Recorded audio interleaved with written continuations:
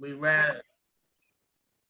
So yeah, that was my experience down at when you start talking about Ducklop, it brought back memories of that operation that I took that company down on. Mm-hmm.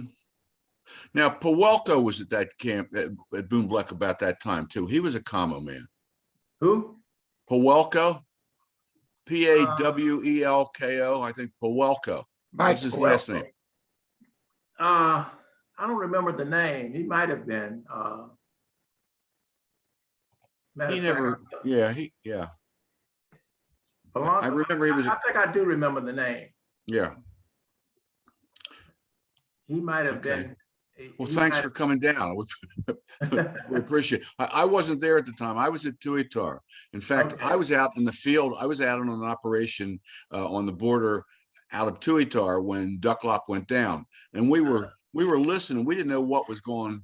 We thought our camp was going to be the one that was hit. Tuitar was a weak camp. Ducklop was a strong camp. Ducklop, it was the strongest camp of the four border camps that B-23 had. And they took that camp.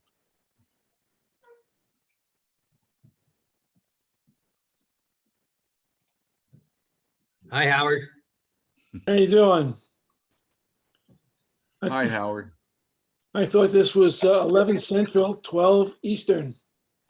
So I checked in a little late. You're early. Oh, okay. What's your background back there, Howard? What's behind you? That photograph. How do I enlarge this? How do I get to be where you right now you're filling my screen. How do I fill the screen? Talk. Oh, up on the top right-hand corner of the box, of the black box, the word view. Oh, got it. Go down and click on speaker view. Check mark next to the word speaker. Now what happens is whoever's speaking gets the biggest picture of the screen. I haven't got that yet. Go to the box that says view, top right-hand corner of your black screen. Click on the word view, and you'll have. Oh, that view. I got it. All right. Speaker, gallery, and at the last word there will be either full screen or exit full screen. What do you have there? Checked. Whoops. Now you're full. Oh, here I am. No, the speaker gets the center stage when you're in speaker view.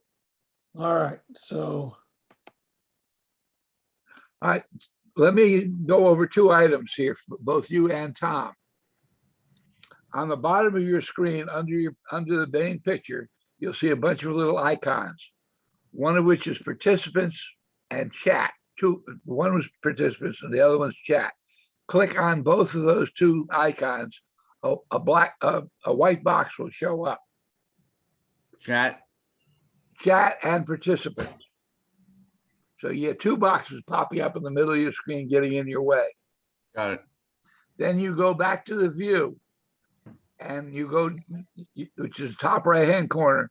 You go down to the last item, which should be either full screen or exit full screen. Click on view. Click on view. Then at the bottom, word, do you have full screen or do you have exit full screen? I have full screen with little boxes with everybody from me at top down to Howard at the bottom. No, the word full screen under view. Top right-hand corner of the word view. I see. It says then speaker, gallery, and either full screen or exit full screen. This says exit full screen. I click on exit full screen. Got it. It's a little bit smaller, but those two boxes went off to the right-hand side. Okay. And you now see the participants, and you have a little chat thing there. It says everyone in the chat thing. You can send a private message to anybody in the participants. And you can say, okay, meet me at Ducklop or whatever. Now go to down to the bottom of all the icons. Go over to the far right, or maybe near the far right. You might have an icon that says breakout rooms. Are you finding that? You have Yeah. Click on breakout rooms. I'm not seeing breakout rooms. Are you seeing more? Oh, yeah, it's got everything listed. I got the camps listed, and you can just by saying join, you can move to the breakout room, or you can leave the breakout room when you're there. Right now, there's nobody here, so there's nobody in the breakout rooms. There's only 5 of us here. But later, it should get crowded. And you go to the breakout room where you can talk to the other people in a smaller group. All right, so how do I get big enough so that you can see my background? I can see your background. It's Oh, visible. full screen? When, Yeah, when you're yeah, you're- talking, you get to be big. Oh, so right now I'm big? Yeah, right now you're Yeah, big. you're big. Okay, You're then big. on my right, you see the lodges. And on the left is the B team. That's the B team. Where's this, in Bamituit? Yeah, that's B23 right here. And Yeah, this is MacV and the lodges right here before they burned down. yeah. Burn it down, cooking something in their room or something, didn't Right, they? somebody was cooking something and he burned it down. And this It's is, lofts. But that brown roof building is the hunting lodge? yeah, these are the hunting lodges. There were 3 of Yeah. them. And there were 3 of them. We used, originally when Special Forces got there, they had those buildings. And then MacV showed up and their CO outranked our CO. So we got moved to here. At some point, send me a copy of that picture to my email. All right. There's a fellow in Europe who contacted me some years ago, who was writing a book on hunting lodges of the world. Oh, He wanted me to get him information on that hunting lodge, which I did in a narrative form, but I never got any pictures. I think Teddy Roosevelt stayed there. Yes, that's what I right. He thought. hunted tigers there.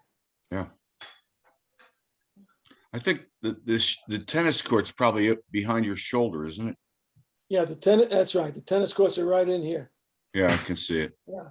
And then the Okay. soccer field was over here because we used to go over here rather, because we go from here through MacV to the soccer courts, out the back of the soccer courts and downtown. It's a good picture. Yeah. It's a great picture. And actually, it's not mine. I took it from somebody else. Stole it.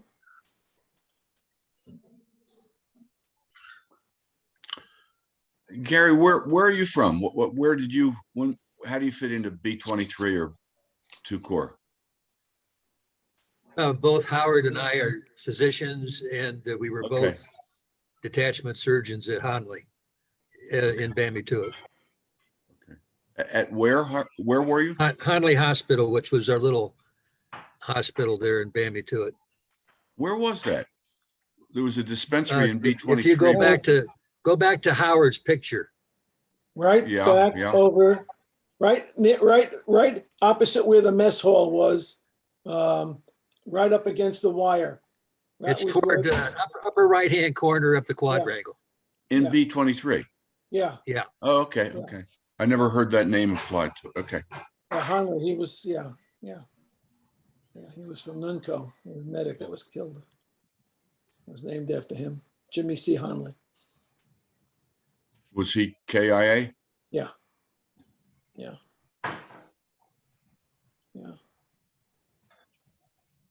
Yeah, so they needed people down there. They needed Gary and I because before Honley Clinic, all they had was the Province Hospital. And the Province Hospital didn't treat Montagnards very well. So at Pleiku, at the C team, 2 fellows, Ferguson and House, built a big Montagnard hospital at the C team.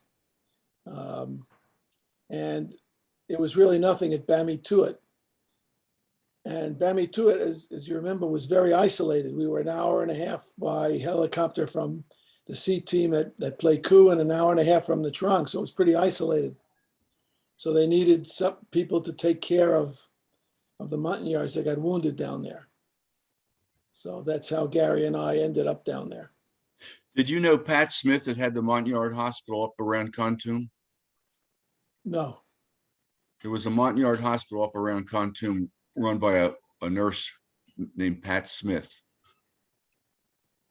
Yeah, and I never got to Khartoum.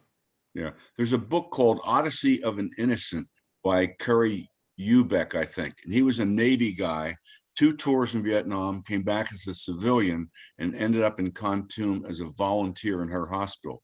Married a Montagnard nurse from the Bami Tuat area. And when Saigon fell on the 30th of April, 1975, he couldn't link up with his wife, who had gone back to Bami Tuat to say goodbye to her family. And you couldn't travel from the coast by car back up that highway because it was all one way coming down. And you couldn't get on a helicopter as easily back there in the last days. So he and his wife, when he did find her, they ended up spending 14 months in Saigon after April 30th, 1975. Wow. And he wrote he wrote a book about it. He finally got out. She was pregnant at the time they got out. 14 months later, through the intercession of the Swiss embassy.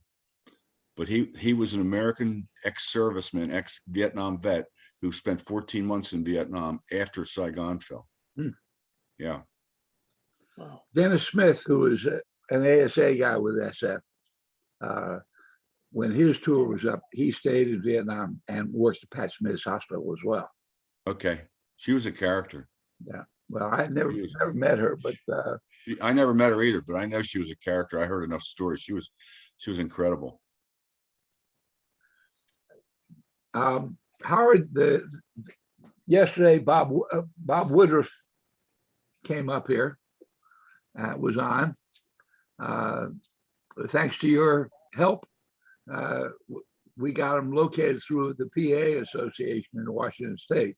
I know. We emailed up and back. That was really good. He was my #1 guy. We were really good friends too. I mean, we did a lot of good work together, a lot of good drinking together. Did you get hold of the other captain there?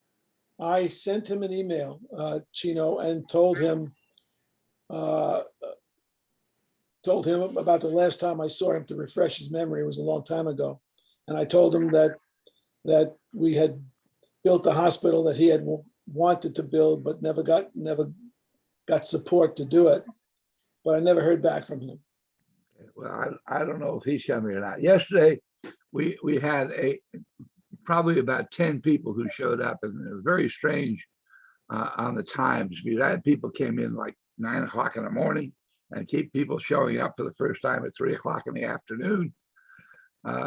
It was advertised as a training session, which it was. So a lot of people said, well, I don't need any training. But it was a good conversation, but a very limited number of people. We're still quite early here, and we've got 5 people.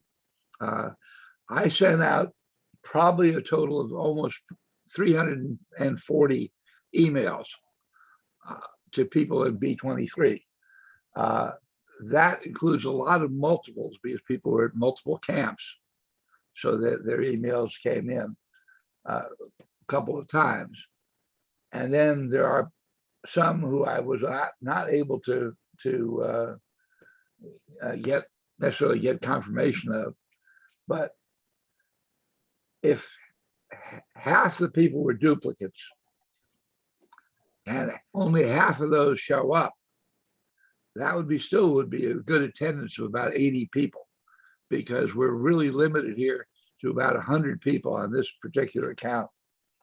If things really get out of control, which I really don't think they will, I have an alternate plan. I can open up another site, but I really don't know how I'd break it up, because people who are B23, which would be the largest group, also spend time at the camps.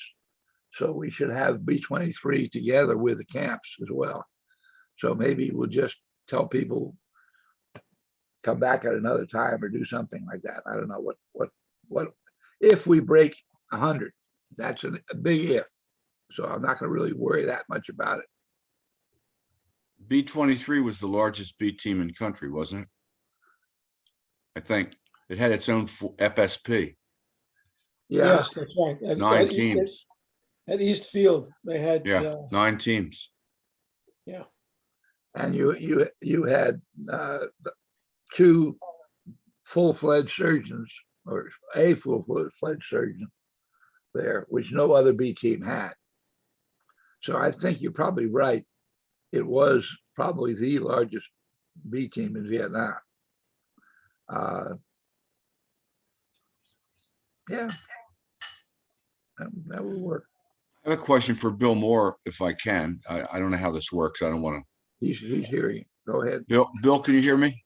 Yes, I heard you. Okay. Did you know Gary Wiley? He was the commo man at Tuitar when I was I there. knew Wally. Okay. He was a good guy. He made good commo. He was a good man. We Yeah. only had one commo man at Tuitar and one medic, Russ Yeah. Tyre.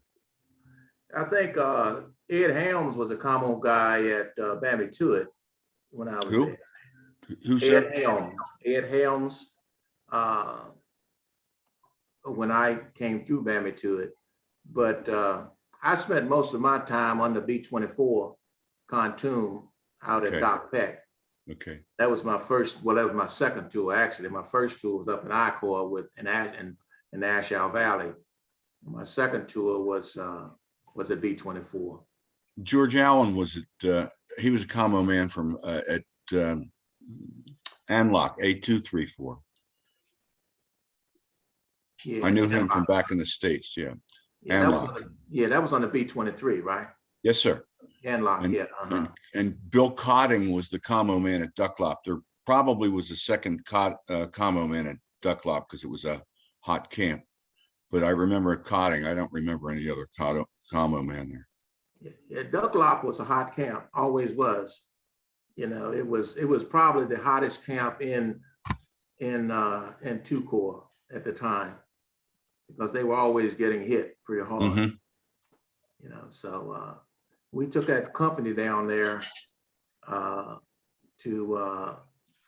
try to protect their west flank, I think, because they were, after they got hit so bad, they thought they were gonna come and hit them again, but we got into a couple of ambushes out there and a couple of firefights, and then we got pulled back to Boom Black. But I never actually went into the camp of Ducklop.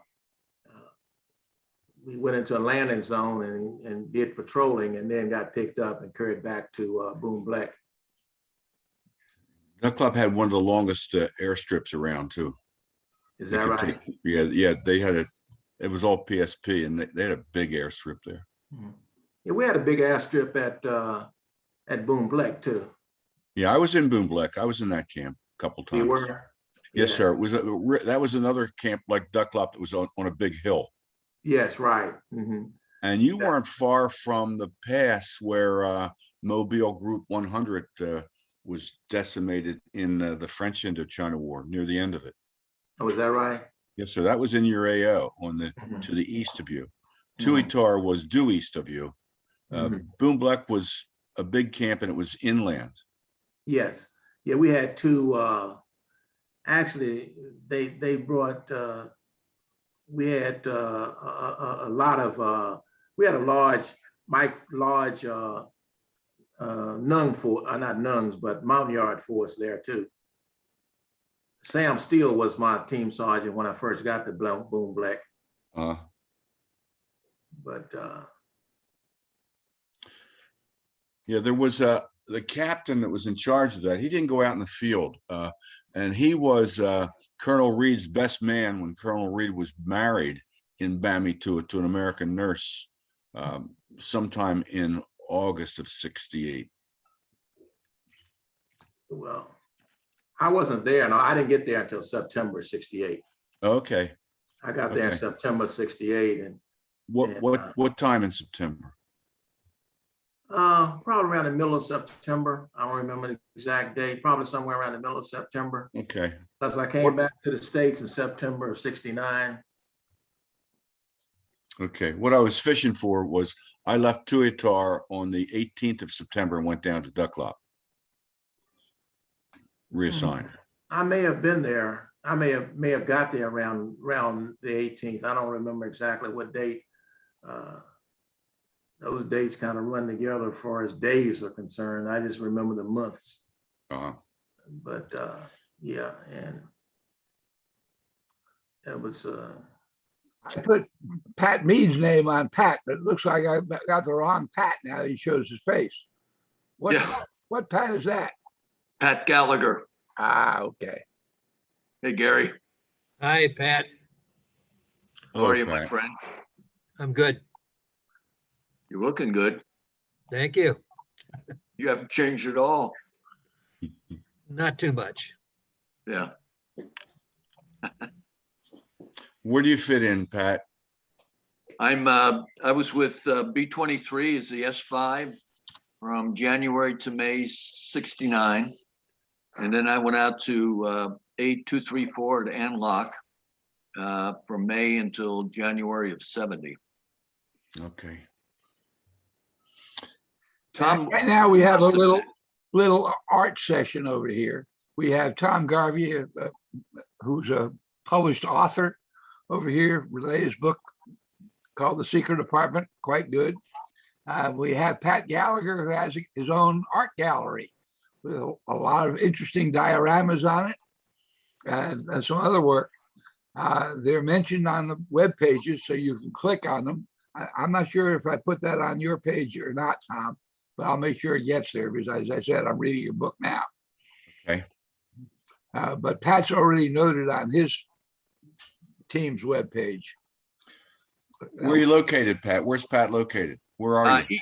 Eden Prairie, Minnesota, right outside Okay. Minneapolis. Okay. How about you, Tom? I'm outside of Philadelphia. Okay. Near Valley Forge Park would be the easiest way for you guys to figure. Yeah. You What still is, got that Philly patois. Yes, I do. I didn't know I had it till I lived in San Antonio for a while. Everybody said, "You're from Philly." I said, "How do you know?" They said, "Are you kidding me?" hello. Pat, what did Eden Prairie do to merit as many SF people as they have up there? It's a good question. I marched in a parade mid-July, and we had 12 former SF guys in that parade. It was up in a place called Two Harbors, which is a small town north of Duluth. And for whatever reason, there's at least a half a dozen former SF guys live in that one small town. Most of them from SOG. Eden Prairie has a number as well. Some of them have passed away, but I don't. Right? I never heard of Eden Prairie until you guys appeared in my, list of people. How can I find that out, Steve? Who lives in Eden Prairie?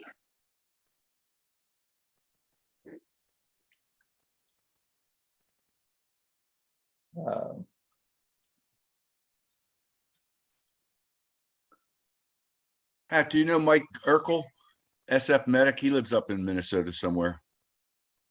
From Tuatar? Yeah, Mike. He marched in the parade. He's a good man. He's a good man.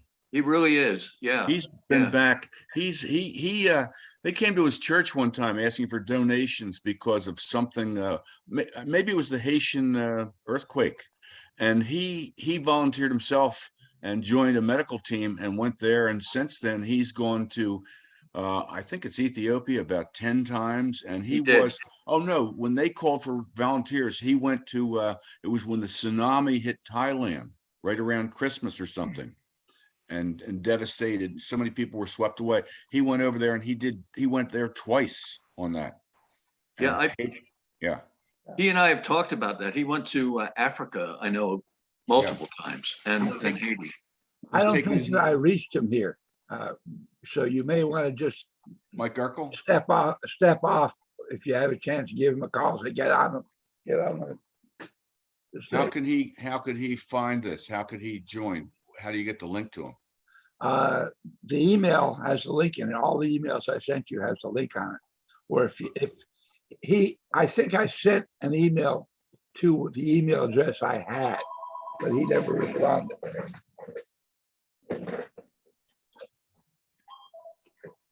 Go ahead, keep on talking. Please, Hey, Tom, what are your books?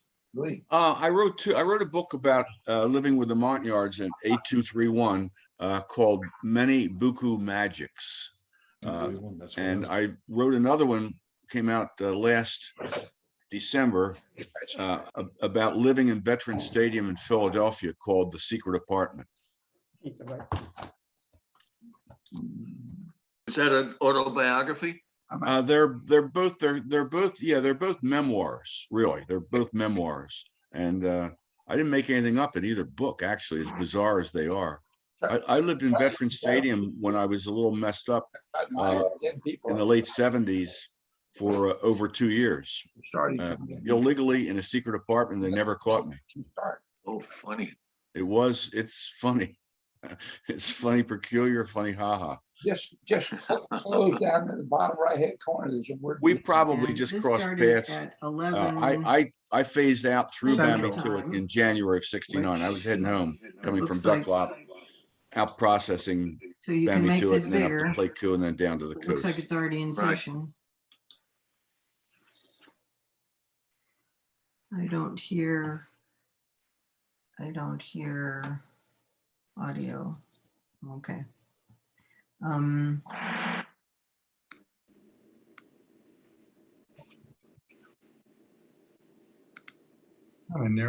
I've got to help some people come on, join on here.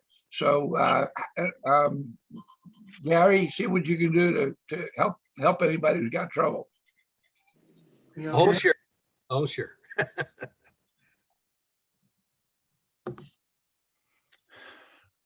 This is bizarre.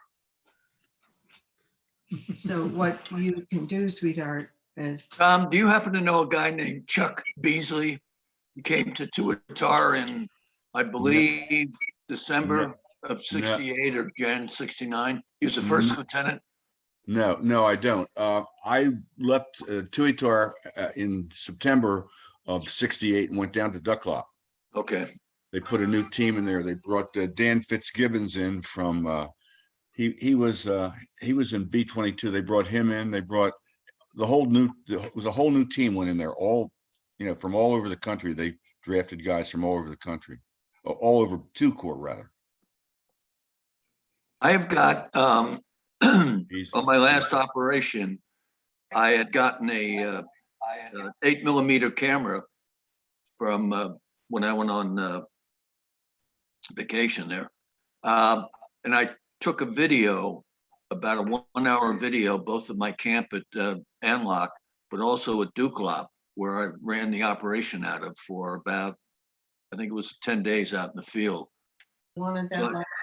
You So would I've have got seen, some interesting videos about that. you would have seen some of my signs that I left behind. All those signs on the hill were mine. Drove the Ain't colonel up. no in trouble, Play Coup. never was. Ain't no danger, never was. That would, yeah. Remember, That came from Tyrone Adderley, actually. I've got that on the video. Okay. Yes. phone, 5% increase in our social security. iPhone says, I'll have to figure out how to update it, how to up the video. I think Gary Clark, I sent you the video, right? Yep. I remember that. Yep. I hope you remember it. You're not that old. Right. Memory. Pat and Tom, Yeah. Pat and Tom, I don't know if you can hear me. I We can hear you. can. Okay, good. My name is John Glidewell. Pat knows me. We've been in touch Right? over the years. I'm a kind of an insert into Special Forces. I came up from the Mekong Delta and Saigon in military intelligence, and I worked in 2 Corps for about a year or more. I just wanted to mainly listen to what you war heroes and experienced Green Berets can delight me with. But I wanted to let you know that I did a lot of traveling in Central Highlands, and Pat's seen some of my work down in Anlock, but I have some very nice pictures that I took at all the 8 camps I went to. And Tuiutar was the first one I visited. When I got to Special Forces in Bambi-Tuit, that was my first camp that I was sent to. And I have some nice pictures from Tuiutar, but I have never talked to anybody about anybody that served at Tuiutar.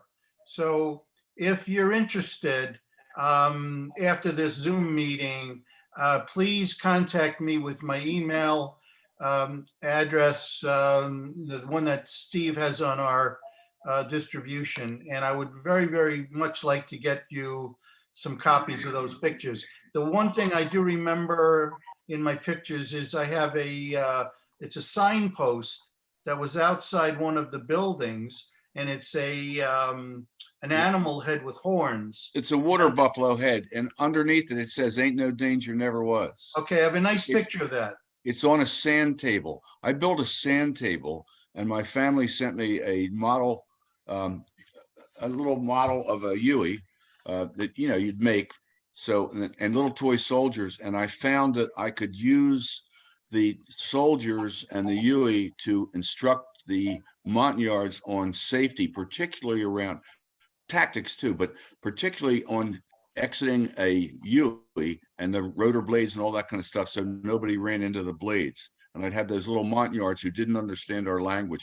Hell, my interpreters didn't understand our language that well, but I could show them visually, and that's what that was. Okay, well, I don't know if my photography is unique to this community of people that have been at Tuiutar. You guys might have thousands of pictures. I don't have thousands. I don't.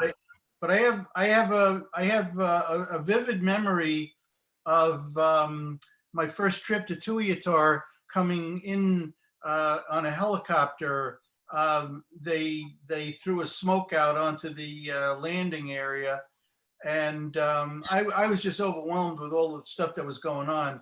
So this helicopter was circling Tuiutar, and I was sticking my head out with my camera and whatever, and I'll never forget this, but this enormous animal jumped out of a tree up at the helicopter that was flying at treetop level. And it was a red monkey. And I have to believe it was an orangutan because it was enormous. And, what a way to start my arrival. So at any rate, I'm gonna shut up now, but No, it's cool. please, anybody in the group here that would like to see some of these photographs from Tuiutar. Pat knows that I got a ton of stuff from Anlock, and I've been negligent in getting that out to him, and Andy Kelly and John Ruscio and all the other guys I knew out there. But anyway, I'm going to shut up now. Well, what's your name? Because you're not on the little screen up above identified. No, I'm sitting at I'm unfortunately, Nothing personal. I don't have this camera and whatever on in my man cave on my computer. So I'm sitting at my wife's Macintosh, and her name is Pat. So you're going to see Patty up there. Okay, I did see that earlier, but it's gone now. All right. Well, I'll make it visible. So, but my name is John Glidewell. John, okay. Yeah. And Spell hello, that, John. Steve. Spell Glidewell. Glidewell. What's your Okay. What's your email address, John? Duke of Oil at peoplepc.com. It's the same one you have in your inbox, Pat. What is Okay. it? John, what is it? It's DUKEOFOIL. DUKE. OFOIL Oh. Okay, got it. at peoplepc, one word, peoplepc.com. Okay. Good copy. And the Duke of Oil is because I love doo-wop music, and I also worked in lubrication research at Ford Motor Company. So I combined the two. Duke of Oil, but not Duke of Earl. That's right. I'm the Duke of Oil. So John, I spent my whole tour at Tuiutar. Oh, oh, Steve, okay. Well, Yeah. again, if you got my email address, just send me an email and I'll have your data, and I'll get some of these pictures out to you. I Sounds got good. several pictures from Tuiutar also. I ran an operation out there when I was with the S5 shop. I went out with Chuck Beasley for about I think a 7-day operation up there. I had a very hard time. I had a very hard time trying to find the location of Tuiutar on topographic maps from the period of time where we were all over there. I have found it though. I have a lot of data that I've developed on many of these camps. So I'd like to share that. I guess I'm at a point where I just want to unload this stuff on a community of people who would appreciate it. And so, and I've been negligent.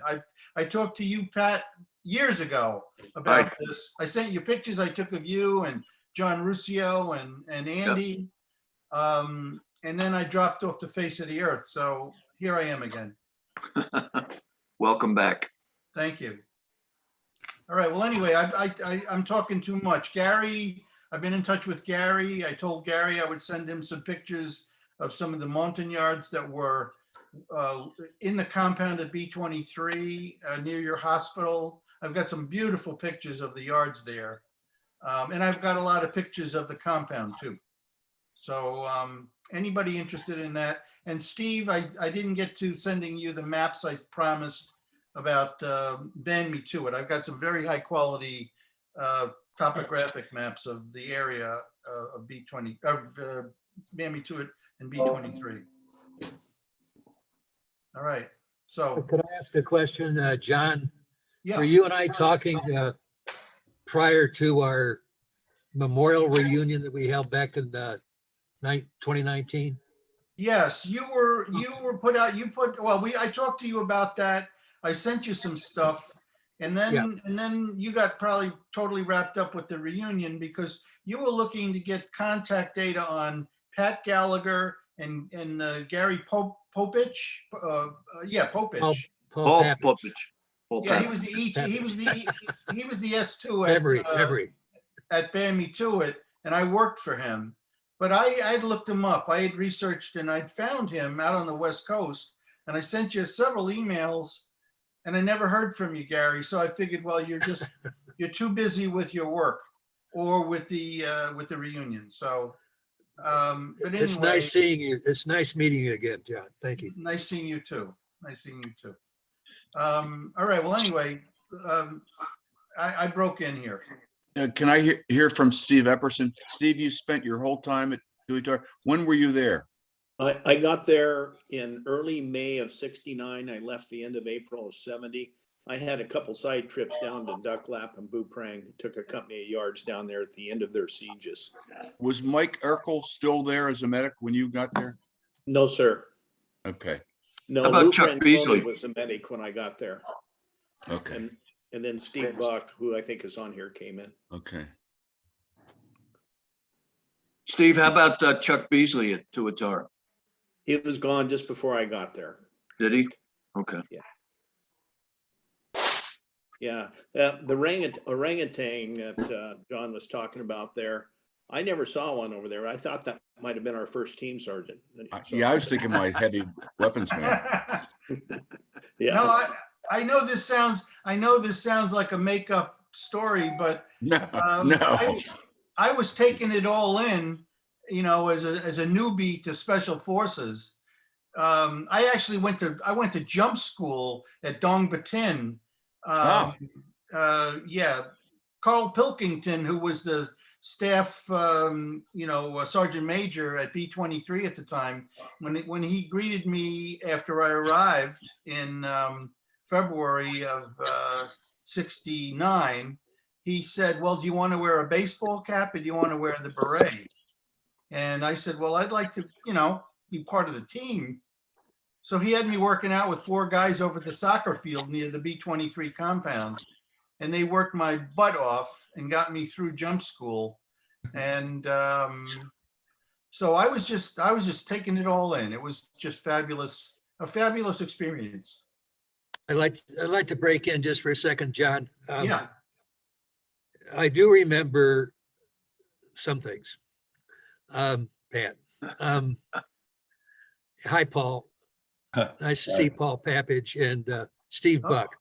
But anyway, John, I want you to know that the stories that you gave me over the phone weren't in vain, because I used the general tone in those stories in regards to Command Sergeant Major Pilkington's ability to reach out to the enlisted. And I mentioned that and made it pretty clear in his memorial service. So Yeah. thanks. Yeah, he was a very nice man. I didn't get to interact with him much, and then not too long after I got there, he got killed in a resupply operation. And remember they named the new barracks. They dedicated that to him.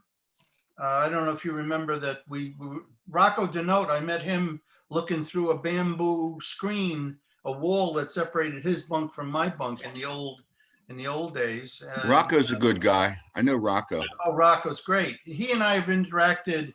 He's running the Boo Prang Gang site on Facebook that Yeah. Steve Shanahan started.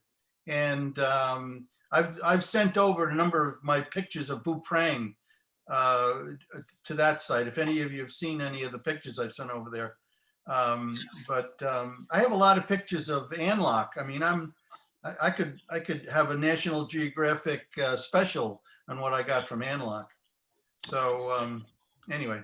I met Rocco for a beer down at Cape May a couple of years ago. That's the first time I met him. We never knew each other when we were in country. Very nice man. Good guy. He was the first guy that took me down into the TOC at B-23, and he was operating his Morse code machine. And then I found out they called him Smoke Fist because he was so good at it. He could go through a Diana one-way pad for communications with the A sites without even looking at it. He had it all in his head. He was amazing. Is amazing.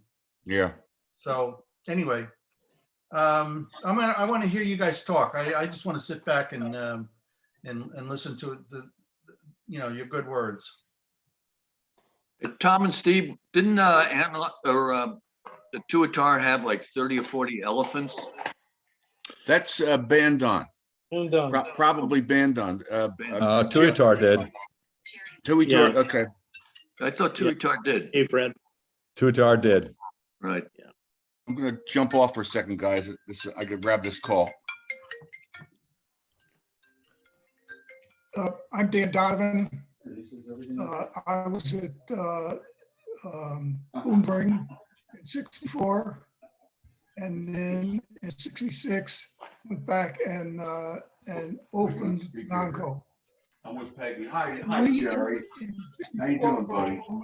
We rented some of those Hey, elephants Jared.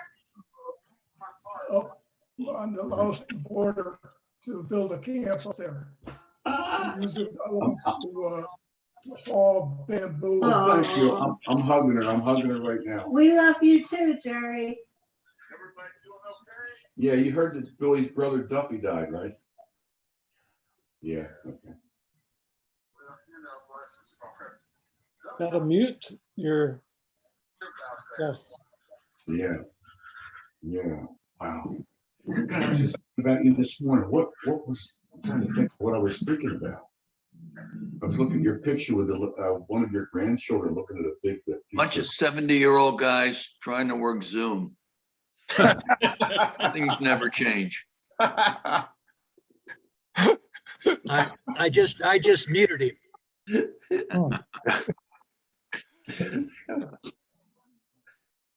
Paul, you looking good, baby. Hey, you know what? I feel okay for an old fart. How are you, Patty? I'm great. Yourself? Yeah, doing well. I got my booster shot from Pfizer and You and me so, both. my flu shot, so I'm good to go. But I don't go where there are a lot of people because a lot of them out here don't get vaccinated and don't wear masks, and so It's crazy. it's kind of crazy. Yeah. Paul, Yeah. this is John Glidewell. I just want to put in a brief plug. I worked for you Yeah. at B-23. Yeah. I got there, you may remember what an incident happened. I got there the day that there was an operation in our northern operating area.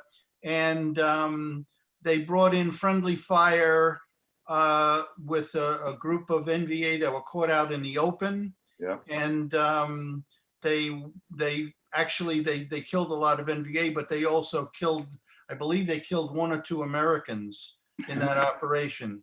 And that was my first 5 minutes in the B-23 compound, going through all these rucksacks with you and Sergeant Nobles and Sergeant what was his name, Jesse. Yeah. So anyway, I'd like very much to talk to you outside of this conversation. And so if you could send me an email and I will get back to you with my phone number and we can talk. Sure. Look, let me interject over here. Yeah. First of all, MVD Airborne 2 and the guy on the iPhone, send me a little message to tell me your full name so I can update you. Don, no last. Okay. I'm Don Steve. Gonaville. Don Gonaville. Okay. Steve, Yep. I could put my last Charlie. name down there. I could put my last name down there, but then I'd have to kill all you guys. So okay, Steve, Yes. Steve, it's Charlie Shag. A237. And I was- which one? Which email is it that you were on? cshagjr@gmail.com. No, are you already on here somewhere? I'm on. What is your email address that you were on? Oh, no, I just zoomed in on the, what you gave me. Yeah, I don't not see your name up here yet. Okay, Don Gonzo, I just changed the name on. Used to be there. MVD Airborne. Who's that? You're put down, you put the name, silence the name there. Steve, can you see me? Gene Williams, I can see You you. got it right here. Okay. All right, look, there you are. iPhone guest, whoever that is, that's probably Pat Mead. And T. Patrick Mead, I haven't seen him since A233. My God, is he still down in Houston? He's still down in Houston, but he's about to go into a dentist office, and he's shy. He's not doing anything here. And I got pictures of him from out at A233 if he ever wants to. there's nobody to blackmail him with. Well, he's ugly. I mean, he didn't break the damn camera, but he spoke some French to the yards out at A233 at Bandung. Look, we didn't get it figured out yesterday and had people learning. We're up to 25 people, which is not bad. Look around the bottom of your screen and you see a thing that says breakout rooms. Or maybe it says more, and then you click on it, it says breakout rooms. Got it. And that has a list of breakout rooms, each camp in Vietnam. Now, you can join just by clicking on the word join. You can click on those camps. And that way, we'll limit the number of people who are all trying to get in on the conversation at once. You go into a breakout room, you can leave the breakout room at any time. So let me ask the question. If we have more than two people here from two or more people from Duklak.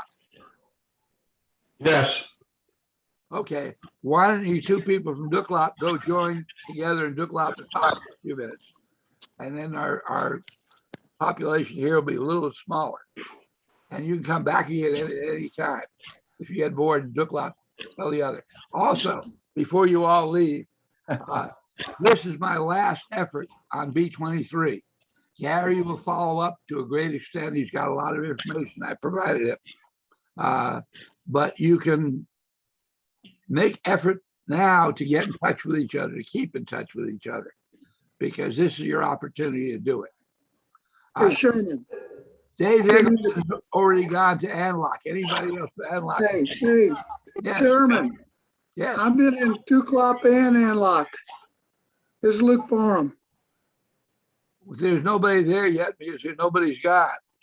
Steve Buck is now in Duklop and Blanchard is on, maybe on his way. So go, and Tom I'll Turney, go to Anlock first. go to Duklop first. Oh, Eggleston's in Anlock. Go ahead and join that.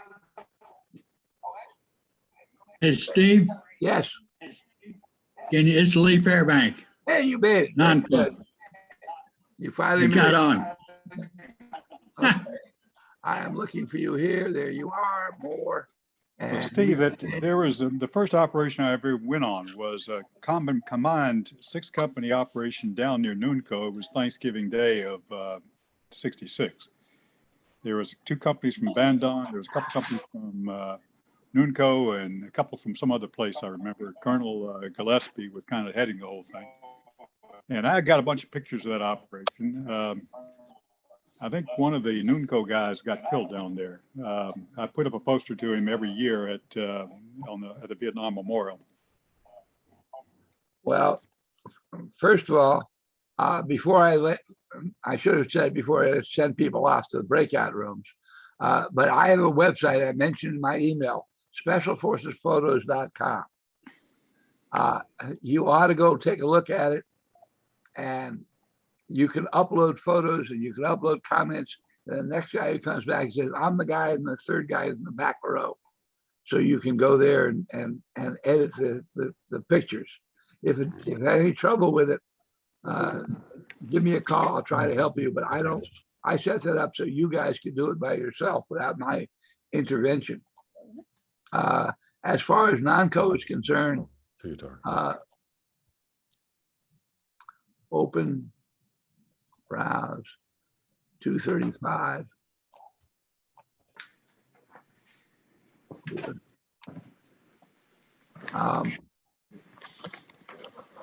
SpecialForcesPhoto.com. SpecialForcesPhotos, plural.com. Are you talking about April of 1968? No, I'm talking about November of 1966. That's early. 66. That's Jimmy Honley. Jimmy Honley was. Jimmy Honley, yeah, that's right. I put him, he's from Louisiana, and I put up, I didn't know him, but he got killed chasing a squad of North Vietnamese down that high-speed trail we were on. And he tried to storm across a little log bridge. I got a picture of the bridge down there. I put that photo up every year over at the Vietnam Memorial. Well, Jimmy was our medic. Jimmy was our medic. I was on that. I was with Jimmy down there. On that operation? Yeah, good guy. Yeah. I was with Colonel Gillespie when the word came that he'd been killed, and he was quite shaken by that. But like I said, I have pictures of that operation. It was a cool operation. We were in the middle of nowhere. Had some Vietnamese artillery spotters with us. All right. Howard Cohen is on here somewhere, and he was at the hospital, the dispensary / hospital at Bambi Tut, which was named after Honley. You may not have known that because you were early. I didn't know that. Yeah. But that's both me and Gary Clark, who's on as well, were both there. I was there in 67, 68, and Gary was there a few years later. Hey, Doc. We took Jimmy's clinic and made it into a hospital. Yeah. Well, let me stick these photos onto Steve's website. Y'all might be interested in looking at them. They're pretty damn good, you know. Hey, Howard, is that the B-23 headquarters behind you in that picture?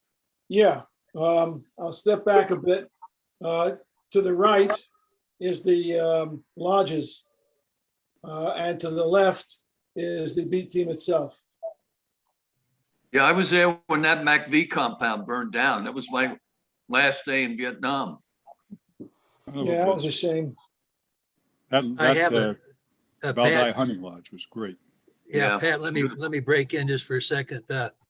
Pat, I've got a picture that I need to share with you later. But it's you right next to the wire barrier that was between us and MacV. And there are these red flames all behind rising up behind you. And you're doing this. Peace in our time, right? Right. Hey, Steve, before we all back off, I hope I speak for everybody, thanking you very much for putting this whole thing together and spending all this time and effort that you have done over the years to tie us all together. Would not have happened except for you. So thank you very much. Well, I thank you. Vic. It's been a lot of fun doing it, and I'm happy that you guys are participating.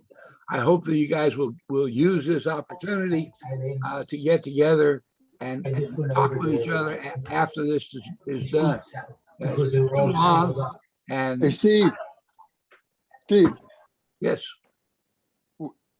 can you connect me with Doc Cohen? if you go to click open the chat box, that underneath your picture, all those little icons, the word chat, and you see the word everyone. You just put the down arrow there, and you put I see participants, but I don't see everyone. Chat, not participants. Chat. I see more. I don't see anything that says chat.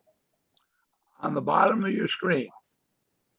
It says mute. Under your picture, mute, yeah. It says mute. It says stop video. It says share content. It says participants. It's and then next to chat, your participants. You got to Okay, I put your it says cursor there and it comes out. it says more. It says more. I don't see check, where it says you might chat. check more and see if chat is hiding there. Okay. Howard, I can see you. yeah, Hey, Doc. Howard, you've got the chat box up. No, Why don't you see if you can find John and send him a note? It's our headquarters. That was our BT. Give him his information. Well, Bandon is just dark. There's nobody there. Same with Bambi Tuit. Well, HR. Bernie Walensky is at Bandon. There are 3 people at Anlock right now. And there All right, are, I'm going to Bambi Tuit. well, okay, you're gonna go to Bambi Tuit. Anybody else, join him there so he has some company. That's where Anybody at Nonco? at Nonco, not yet. Anybody else from Nonco out there? Yeah, I was from Nonco. Okay, go visit the breakout room at Nonco and join. How do we get to the breakout? Oh, got it. Okay, just click on Nonco and say join. You're there. When you want to leave, you just leave and you're back here again. I know that Sergeant Rubio is still around from Bandon. I haven't found him. He's was last I heard on an APO address or something, and I wasn't able to find him. I got a couple of pictures of him too. Maybe I'll just stick all this stuff on your website there, Steve, and people can find it. Yeah, that would be good. Okay, Lee has joined at Nonco. Keith Dickerson has not joined Buprang. Anybody else from Buprang can join Keith over there. Charles Shag is at Loonsan.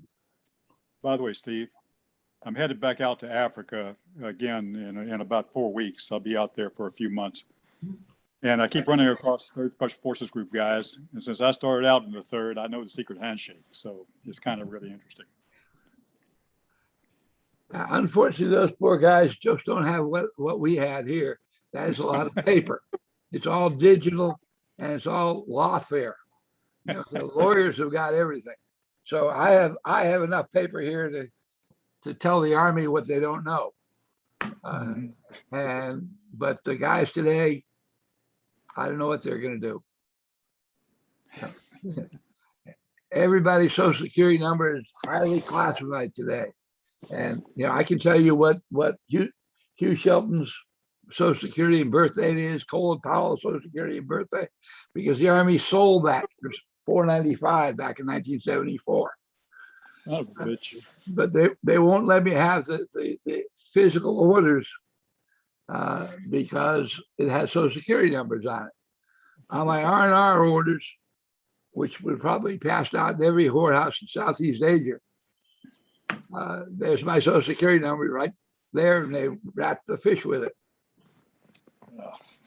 So, all right, there's nobody Hey, there. Steve. Lungsan for Charles Shack. Oh, yeah, Yeah. Yeah, I'm the only one. okay. Brad, George you go over to Chiggy, Tuitar? George Chiggy was on, but he left.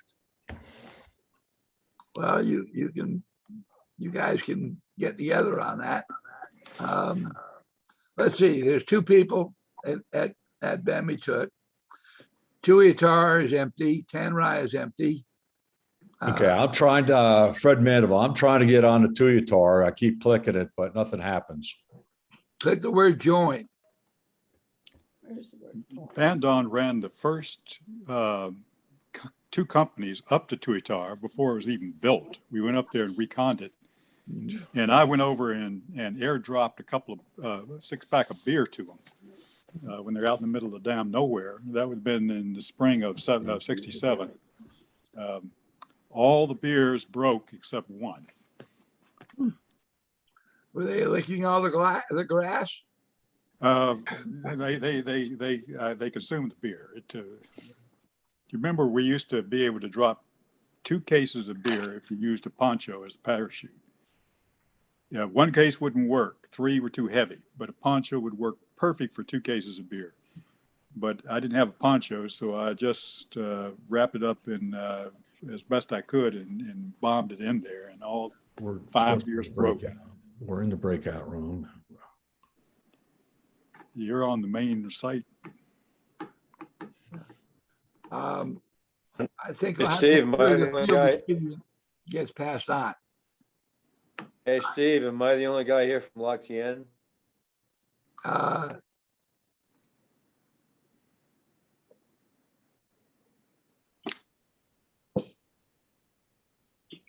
Lac Tien was the earlier version of what camp?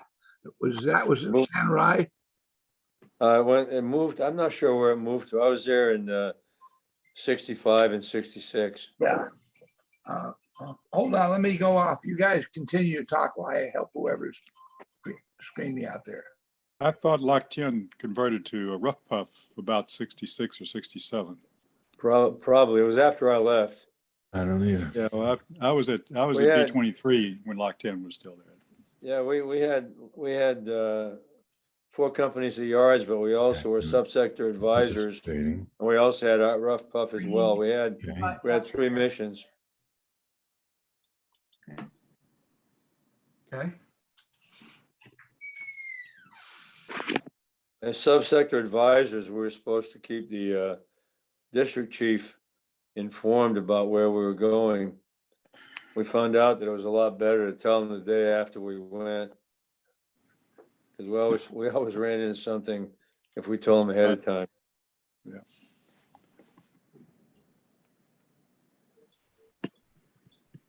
Everybody silent? Yeah, well, I'm trying to think of, there was a civic action guy who spoke Montagnard, spoke Rade, married to a Rade. And he got captured in Bamituit during the Tet and was 4 years in prison camp up in the Parrots Beak, up in the little kind of tri-border area of Vietnam, Laos, and Cambodia. You're talking about the IBS guy, Mike Benj. Mike Ben, yeah, he's right here in McLean. Yeah. And me and Bob Shaper have been over there and talked to him a couple of times. Yeah. That guy is a font of knowledge. I'm telling you what, he knows some stuff. I told you that, or I put a note that I had a 14-volume set of books on the Vietnam War. At least 3 of the articles Mike wrote. Yeah, he's a prolific writer. Montagnard Revolt. He wrote on Cambodia after the war, and the other one he wrote on was Operation Homecoming, because nobody ever talks about Operation Homecoming from the point of view of the POWs. Yeah. They don't write it. They don't tell the story. He did. Good. Yeah. So there- Well, he's lives about a mile from me here, and me and Bob Schaefer from Plagerine go over and see him every now and then. give him my Uh, regards. I will. He's old, but all of us are old, except me. He shared a cell with a guy from SF named Steve Leopold. Yeah, he came out of Ben Het, got Right. captured up in Ben Het. Yeah, And my twin brother was up at Ben Het, so he knows him. yeah, I for a long time I thought it was another guy who was captured, and I went on for years and years thinking that. And then I Yeah. finally found the other guy. But Leopold's has been written up a bit. People told his story. He told the story. But what happened is that the Vietnamese are particularly puritanical, and he had sufficient control over the Vietnamese language that he could curse them all out really badly. And they left him alone. They just didn't want to talk to him. Hmm. So There's a little bit of controversy about that from the guys that were up at Doc Peck. Some of the circumstances of it, of that capture, are controversial. You ought to talk to my twin brother, Jack. He's- Ben Het, not Doc. Yeah, Ben Het. No, excuse me, at Doc Peck. What was, he was captured at Ben Het, not Doc Peck. Was he? Okay, well, my brother was at both places, Doc Peck and Ben Het, so you probably knows both. Patty, or Patty's husband, you checked out and came back in again, so your name has to change. Give me your name again. John Glidewell. Ah, that's right. Okay. Oh, I'm sorry. I'm Patty. I forgot. I thought you were talking about somebody else. Sorry, Steve. I said Patty's husband, right? Yes, exactly. Thank Let me you. ask, did anybody else in the B-23 area have elephants at their camp? Only Bandon, as far as I know. Bandon was elephant center, and we had tourists coming out there to photograph the damn things. I had a guy out in Afghanistan, was one of the first in, and he's got pictures of him with Dostum, and he's on a horse with a bunch of Turkmen cavalry, you know. And I said to him, I was out in Afghanistan, I said, screw you, I can beat that. And so I showed a picture of us on the elephants. And I said, beat that, motherfucker. Very good. Steve, I'd like to ask you a question. Go. I'm gonna leave and sign back in to see if I can get the chat box, on my screen. The chat box or the breakout rooms? The breakout rooms, yeah. All right, where do you want? You want to go to B-22, right? B-23. If I get there, there's no, well, how do I get back? Send me a message and I'll try to do something. I'm going to put you Yeah. in B-23 right now. So I'm gonna try this. Just let me leave and I'm gonna come back in, all right? Okay. Go for Steve, it. I got one more story I'll share with you guys. Please. So on late February of 2007, I was up in Herat in Afghanistan, and I went down to Farah province to the local place, and attached to that was a 7th Special Forces Group camp. And so on the evening of the 28th, I walked over there and they were making some steaks. So I sat down with these guys and it suddenly hit me. Do you know what? On the 28th of February, 1967, I was at Bandon and we'd had some steaks. And we made steaks exactly 40 years later. I was in a Special Forces camp having steaks, I couldn't believe it. I told those guys, because we never got steaks. We ate goat, Well, the people, as the officers of Special Forces, all who'd been at this point promoted to generals, which we had never heard of before in Special Forces. My God, it's amazing. They wanted to remove everything of the history of Vietnam out of their ken. Yeah. And it really was sad. But I was getting calls from young troops who were being assigned to Afghanistan, asking me for fifth group regulations on how to build an SF camp. Because they were doing exactly the same thing. The details that were in the regulations were appropriate for them to use to make their planning. Well, Bandung was the first fighting camp that was built, that designed as a specific fighting camp. Well, you had But, 4 different designs, basically. The Star Camp and, a couple of others. I will add this one thing too. I was dealing with 5th Special Forces Group during Syria stuff. And when they put the Vietnamese flag back on the 5th Flash, well, the commander of the 5th Special Forces Group was not well liked at that time. And I pulled out the original orders that put that flag on the Flash, and I showed him this allegedly was the 3rd and the 5th, 7th colors, but really is the Vietnamese flag, and here it is in the orders. You can't put that damn thing back on the 5th Group Flash. It doesn't belong. But they went ahead and did it anyway. Now, first of all, I'd like to see what you had by way of orders. I got the story from George Morton himself back in 1990. And he said he had 5th group and 7th group people in Vietnam, TDY, which was true. And he and the sergeant major went downtown and had that flash made up because people were using half black, half red, half yellow, half red, all kinds of unauthorized flashes. And when he made that as a standard flash, General Yarborough complained to him. And he went back to Yarborough and he said, while these guys are here, I've got 3 groups. And I'm going to determine what their flash is. When they come back to you, you can do what you want to do. And well, let me send you this. Let me send you these orders, because the fact is, I can get a copy and I can show you to you right here. Yeah. Well, just email it to me and I'll be happy to see it. Okay. They're cool because I ran into I was going out to my son's wedding out in Seattle in 2014. And there was a huge guy, an old guy sitting on the outside seat. He's talking to a little poodle. And I thought this guy was a poof, Turns out he had Master Blaster wings tattooed on his right forearm. And so I leaned over and said, airborne. Turned out he had joined the Army when he was 13 back in 1942. He jumped into Sicily when he was 14 and a half years old. And the Army finally caught up with him and kicked him out. But he was later the sergeant major of the 5th group, the first one. And he also was at the Frozen Chosin in Korea and at Incheon in Korea. So there's been an article written up in the Sentinel, which was the Southern California Special Forces Association magazine. You know Lonnie Holmes. Yeah, I introduced him to that guy. He was up in Alaska for a long time.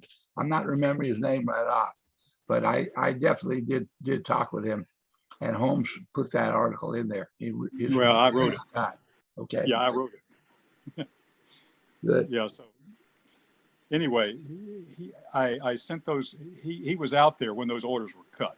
Mm-hmm. So I'll get those orders. I'll scan them and send them to you because you can tell me if they're worth the damn. But I keep them around just in case the 5th group comes in. I'm not. I know that it happened. Yeah. I also know that the commander of the 5th group earlier, that was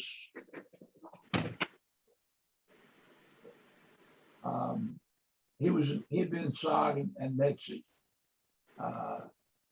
Anyway, he requested to put the colors back in because that was part of his history with 5th group. And one of the generals that was still around but not active said no. And just as much as he tried, he couldn't do it. Then a couple of years ago, another guy who had no history with 5th group took over, but all those generals were gone. And he sailed through putting those colors in. Yeah. And we went up there, a lot of people from SF from Vietnam. went up to Fort Campbell when they had the ceremony to put those colors in. It was amazing how many old SF guys went there because of that, and how the younger guys were just so open to being there. And I put the patch onto a friend of mine. His son was in the group, and the Flash, and later his son was killed in Jordan. So anyway, yeah, it's an interesting story, and I always like to get more information. Yeah. You know, you can always mute yourself, whoever's got that. It's very. Call from Cartwright MD. This is a spam call. I'm not answering it. Yeah, just hang up on it. Open and close. I just blocked him. Okay. It doesn't do any good. No, it doesn't, but that's life in the modern age. I'll tell you what, I'm going to put this thing down and I'm going to go over and look for those orders. Because now I'm really curious. I'll be right back, you guys. And if anybody from Bandon shows up, I'd like to talk to them. I was in Bambituit for 3 months, late August to December before I went out to Bambituit down. That's a 66. And I actually was on the first chopper that landed out of Duklap. Landed right on top of the hill, just as the convoy to build that camp was headed out there. That was August of 66. All right, well, one of the guests here is Dewey Quinn. Yes, I'm here. A year later, Dewey was at Duklap with the ASA at Bandon with the ASA people. Really? Playing around with your elephants. Well, we might have been out there together. No, he was a year later, 67, late 67. You were 60. Well, the guy that preceded him out there, I actually ran into him about when I came back from where was it? I came back from Greece, I guess it was, and bought a van from him here in McLean. Well, a lot of ASA people were still hanging around Washington for a really long time. Yeah, who was that guy? Was it what, Barkley or something of that sort? I'm trying to remember his name. It's only been 50 years. Yeah, that's why it's got to be written down. I went to a reunion last July and ran into Bill Hare. We talked about him yesterday, Steve. I talked to him, yeah. And I had no recollection that he had been on that elephant operation. And he was in the team that went to the southeast. Hare was there at the camp before your group came in for that little elephant ride. Was he? Yeah. I wasn't aware of that. I just know he participated in the operation. Yeah. So. He was running around using elephants to carry their radios. Yeah, there was a Major Terry out at Bandon running special ops across into Cambodia. Okay, here's my Terry story for Bandon. Okay, some of you people may have heard it already. He had been in Saigon running special operations, and he thought he was doing this all independently, wild ass SF guy doing whatever he thought was right. Some really neat shit he was doing. But when the guy who replaced the deputy commander for special operations came in country and heard what he was doing, he said, no, you can't do that. And they sent him up to Bandon with a couple of people just to keep him out of trouble. Right. It's full rows up. He goes to Bandon, and he's apparently running agents into Cambodia in baskets on the side of elephants. Yeah, he's doing that, and he's dealing with full row too. 2 Americans one time in the baskets, in the elephants, in Cambodia, coming back through an NVA roadblock. The NVA asked the guy driving the elephant, where are you going? The guy says, I'm going to the Special Forces camp. Why are you go see those nasty imperialists? Oh, they're not bad. They gave my wife medicine and blankets when she was sick. And, oh, get the fuck out of here. Just a damn molten yard. And then they get to the camp. 2 Americans pop out of the sides of the baskets, and they've been there all that time, that close to being dead. And cursed Terry out. And I knew one of the guys, so I called him up. And I said, I'm hearing a story about you and Colt Terry at Bandai in 1966. And he says, you know what that motherfucker had me do? So he validated the story before I. Is Clemmer still around? I mean, he was the Como guy that was out of Bandon with me. Boxer. I Former don't boxer think, from I Texas. don't remember my having gotten his name. Clemmer, yeah, he I got his name I had, but I don't remember it. Yeah, he used to want to spar with you and then he tried to knock you out. You know, he did that to one of the lieutenants that was down in Nunco, I think it was. If I could break in, Steve, obviously my ploy did not work. I still can't go to breakout. So just send me to Bambi to it, wherever Cohen is located. Okay, hold on here.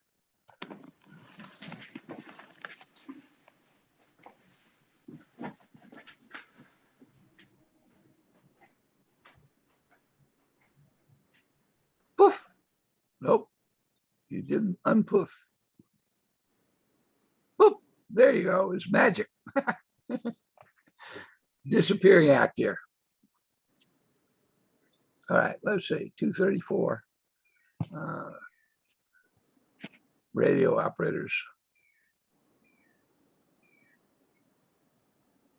Clemmer. Clemmer passed away. I don't have the date on it, but he passed away. Gene is left, gone off and run off here. Okay. Lee is muted himself. Michael, you're muted.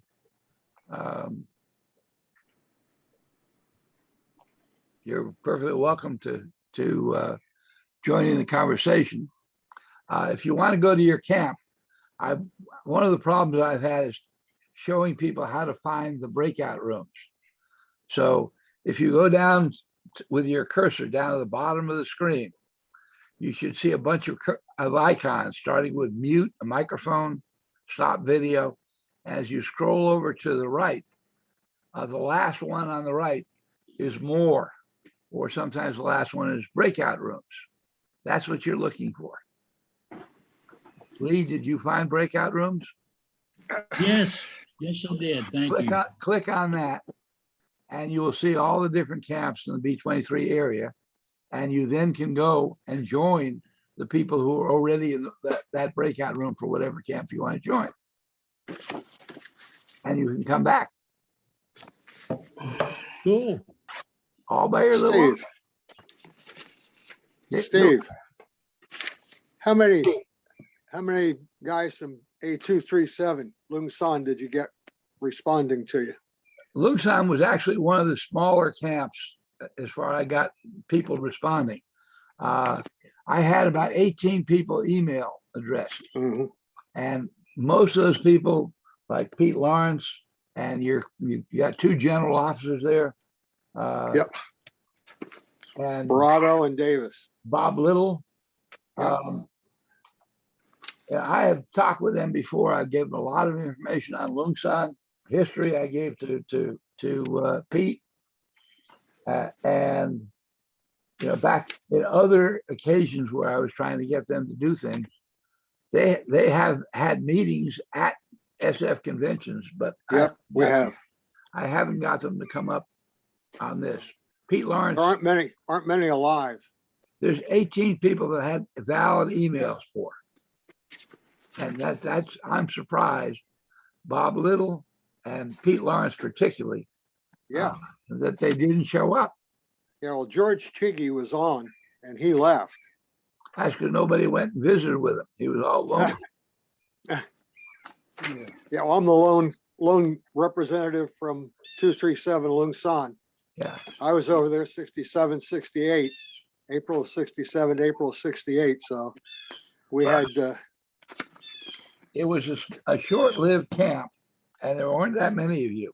But to have 18 people and only 2 of them show up at all here is disappointing. I expect at least to have about 5 out of 18. Well, the only problem with Pete, he may be traveling somewhere. Bob, I don't know. Bob Little. Harley Davis, I don't know about him. Dave Verada's in Washington, I think. Yeah. I know his wife does work with soldiers that are interred in Arlington. Well, I'm just surprised that they're not here. Mhm. That is a small camp with a lot of camaraderie. But not here. I don't know. That's their problem. So I don't know. I don't know what to tell you. Just hang around with us. Yeah, well, I'm enjoying it. So, Hey, Gene? Steve, Yeah. go ahead. Yeah. I was just asking you what you got. Here's the orders I'm talking about. And what I'll do is I'll scan these things Okay. and send it to you. I look There's a forward. back page. So they're dated 14 October 1964. That's time. Yep. One of the things that I'm asking about, I think I mentioned to most of you who were here about the specialforcesphotos.com. But I'm looking for people, not necessarily accomplished typists. I'm a two-finger typist, and all the shit that I've done with both those fingers is a lot. But there were a set of MOPSUMs, monthly operational summaries from fifth group, which were a summary of what they got from each of the A camps. And I just relocated a cache of those MOPSUMs I knew about, but I hadn't been able to get into. And from 1962 to 1970, I'm missing about 13 MOPSUMs. The 13 months is not that much out of all those years. And I will find the other ones. But in the meanwhile, I have scanned all the MOPSUMs that I have. They average about 60 pages each. And I've OCR'd them, which means that they're coming out pretty bad. You've worked with OCR, you know it doesn't do everything perfectly. So I'm looking for volunteers to take any period of time in all those years, do 3 MOPSUMs and clean them up. Take the image file that I've got and the doc file I've got and just clean them up as best you can. And There must be some technology, Steve, that can scan those and then let you keyword search them. I know because I use no, that's what I do. But if you want, you go from the scan on old Xerox documents, you're not going to get a perfect file. Yeah. If you also, the biggest problem I have is tabular material. Scanning really fucks up the tabular material. Oh. So these things, what they have is basically there are 4 chapters, one for each core area, and then they have a paragraph from each camp of what happened that month. That's an incredible resource. Yeah. And then they also have a bunch of tabular things for each core area. They have all the camps, the date it was open, the coordinates it was at, the commander, the Vietnamese commander, how many Vietnamese, SF, how many American SF, how many CIDG, bunch of stuff every single month for 8 years. That's neat shit. And once I have it, what I do with those files I turn into a PDF file again. And I'm putting things on the computer with the image file and the PDF file on the same disk. And I'm giving you a search engine that will look through all of the PDF files for any words that you want to look for. So if you want to go down and look at Nonco, every time it appears in all the PDF files, it will lead you to every appearance in seconds. Wow. So that's really neat stuff. And, but if I'm going to spend the next 2 years hunting down people, I can only spend a little bit of time on those MOPSUMs, and it needs more. All right, we have one person over here whose name is William. If William, can you hear me? Can you give me your last name? Janice. Janice. Okay. More. Rename. Janous. Janous. Okay, sorry about that. Okay. Now you have a new name or an old name. Looking down at the bottom of your screen, you may find a reference to breakout rooms, or it may be more, and you have to click on and then get a breakout rooms. If you do that, you'll see all the different A teams and B teams, and you can join people in any of those teams. So that's what we need to do to pass on to the new people over here. You'll also see who's already in the room or who was in the room, so that you can, like in Lungsan, the only person who was there has come back. So there's nobody right now in Lungsan. So unless you get two people, there's no point in going there. But Nobody at locked in either. okay, Anybody? Are you from locked B20? in? who's Who's locked in?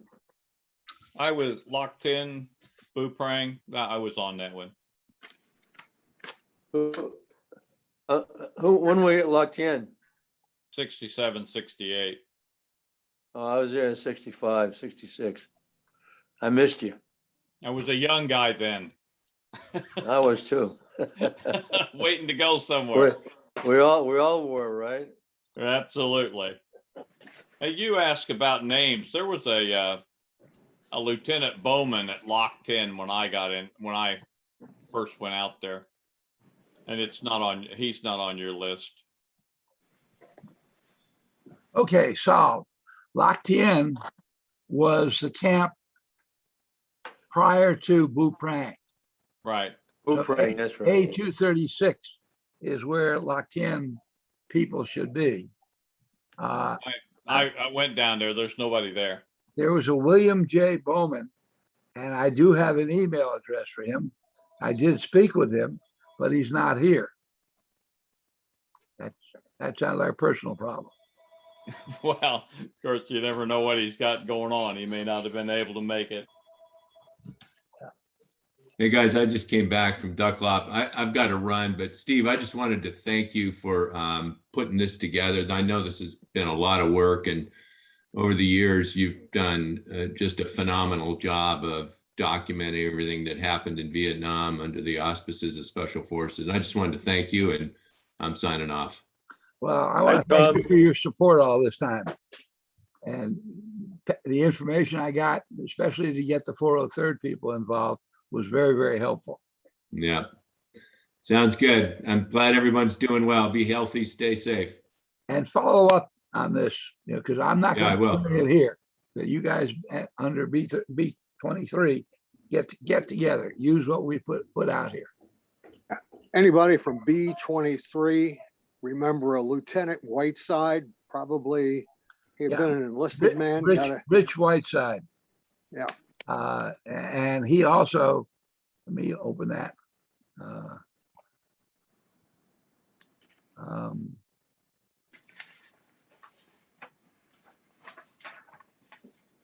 Open. Steve, can you hear me? Yep. I hear you. Good. You hear me? I hear you fine. Can you hear me? Yes. Okay. I've got calls coming in. I'm going to have to get off, but thank you so much for getting this all together. Took me a while, but it worked, and I appreciate all the work you've done. I'll put some pictures in that thing and send to you. From, all right. Guys at NODCO. Steve, here's the poster. Here's the poster I put up to Jimmy Honley every year at the Vietnam Memorial. I can you can see the big bridge where he was killed on, Yeah. and some of the pictures from that operation. I'll scan these things and send it to you.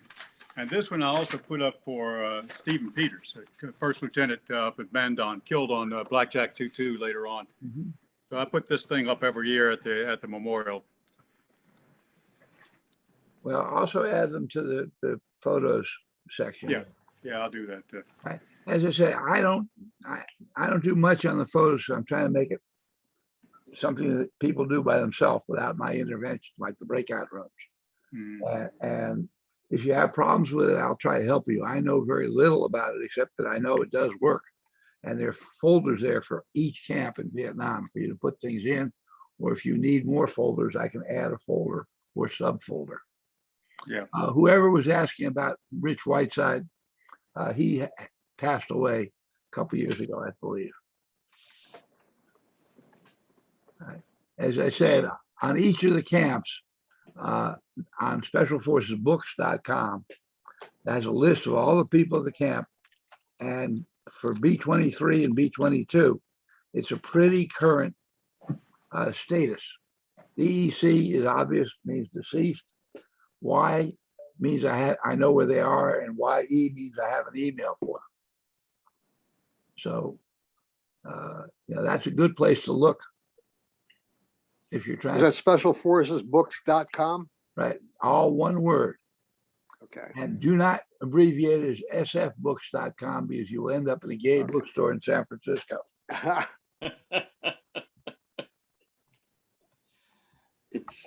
Hey, Steve. Yep. Is there any special forces group in Indiana? There are special forces chapters all over the country. And whether or not there's one in Indiana right off the top of my head, I don't know. But if you go to sfahq.org, I believe, you can see that. Also, they have a new website, which is teamhouse.specialforcesassociation.org. Everything's spelled out. teamhouse.specialforcesassociation.org. That is a new website they've just put up. And it's probably one of the best unit organization websites I've ever seen. Hey, Steve, you're going to Las Vegas next week? I am going to Las Vegas on Friday.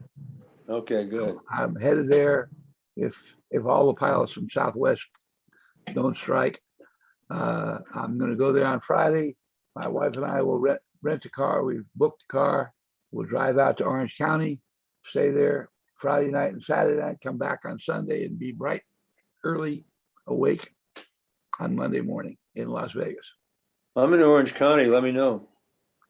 Well, I'm going to be there on Saturday. And tell you what, where are you going to be? Where are you? I'm down in Laguna Niguel, Southern no, Orange County, near Camp Pendleton. at 1 o'clock, I'm hosting a get together at Chateau, Brodard Chateau. Do you know where that is? No idea. On 9110 Trask Avenue in Garden Grove. Oh, that's further up, yeah. Okay. Okay. And you got to tell me if you're going to be there and how many, because I got to change the numbers of people at the menu. It keeps on fluctuating on me. No, I got to go to a funeral on Saturday, so. Well, I'll see you in Las Vegas, so. well, we'll see you in Las Vegas. True. Who else? Any other guys going to Las Vegas? I'm not, Lonnie Holmes is a good buddy of mine. He used to come here every spring for Memorial Day, but I can't make it. I'm headed out to Africa. And Lonnie probably will make it. And Oh, yeah. Jim says he's going to make it there. He put his hand up. Well, Lonnie lives in Vegas. Steve, Yeah. thanks for setting this up, man. I got to run on. I haven't heard from any people there who want to take a table. Well, give me a couple of days. A couple of days, I'll be in Las Vegas. All right. I'm doing the best I can do, man. Okay, take care. All right, take care. Bob, how you doing? Good. Had a little trouble with my TV. I had to reinstall it and do all kinds of crap, but I'm back online. Very good. But, yeah, well, we have probably, I don't know how many people, about 30 people here altogether. A lot of them are in different rooms. If you look down the bottom of your screen, you may have an icon that says more or an icon that says breakout rooms. Yep. If you go to breakout rooms, you'll see all the breakout rooms that are there. You'll see who's in those breakout rooms. So don't go to one that's empty, but you can join one that has some people in it. Bang Don's in. Or just Hey. tell people. Steve, let me tell you a story about Lonnie Holmes. Okay. So it was Lonnie, of course, was at Plagerang when the entire team got relieved. And so he showed back up at Kontum Mike Force. He was the medic at Kontum Mike Force. A good buddy of mine. He used to ride motorcycles with him at Bragg. This had been the summer of '68. So I had come back from my second tour. I was at FOB2, MacBee-Sog, across the river. Mm-hmm. So in August, we came out of Laos from a bright light, and they gave me a couple of days off. So I went over to help Lonnie, just hang out with him at B-24. And he had me help him dig some shrapnel out of a bunch of yards from an operation they just finished. And we're sitting there drinking a beer. And two guys walked in civilian clothes. They were wearing khaki pants and blue denim work shirts, Mondiart bracelet, Rolex watch, the whole, Star Sapphire ring, the whole bullshit, And so I'm drinking a beer and I said, who the fuck are these guys, Lonnie? Told me. There were 3 letters there. And I said, oh my, really? And so 55 years later, still running down that track. So I blame Lonnie for this, You tell him hello for me, okay? Because we stay in contact. Well, one of the folks that's here in one of the breakout rooms is Bob Woodruff. And he was another PA. In fact, he has PA license number 1 from Washington State. And I got hold of him because Howard Cohen, the doctor he worked with in Bambi-Tut, said how he wanted to find him and mentioned that he had been a PA. I got hold of the Washington State PA Association and I asked them to help me find him. And I got a really nice letter from some woman there who said, well, he's no longer an active member, but I have his email address and I will contact him and get him to you, which she did, which I thought really was very nice. That's cool. And so, I went a long way to try to roust out as many of you guys as I could find. And I'm not unhappy with the participation. I really had expected it to be a little bit higher than this. I'm limited to 100 people, and it looks like I have 25, or maybe it's more than that. I can't tell because who's in the breakout rooms. Yeah, it's up to you now to get together and follow up on it and talk with each other and keep in touch with each other. You're a really interesting bunch of guys. B-23 had a lot of cohesion at the individual camps and a lot of interesting history. And frankly, I'm impressed with some of the things that you guys have been up to. All of you guys have been up to, in fact. So keep it up. Well, I'll tell you what, Steve, I was in Singapore when Saigon fell. It would be 29th of April, 1975. I was there too. And Singapore? Singapore. Really? At that time? We might have been sitting in the same damn bar, Steve. We may have been. I joined. I was getting drunk. Well, that probably why we didn't get together at all. When I was in Pleiku, the beers were 20 cents and the Cokes were 25 cents. And I asked Little Woody Feistenheimer why that was the case in this Democratic Mess Association meeting we had. And he said, Lieutenant, sit down and shut up. This is my club. Well, I'll have to say the 15th of August, 2021 is almost as bad. Yes. And the funny thing is, at least one name is the same. Yeah.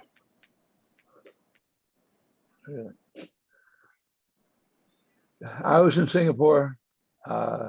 My sister-in-law and two other family members hopped on a barge and got hauled out to sea by the Vietnamese Navy. They ended up coming to Singapore. They wouldn't let us see them. Huh. Because they were out there at Semboang, I guess. And Steve, can I ask you what you're doing in Singapore in 75? sometimes I don't know.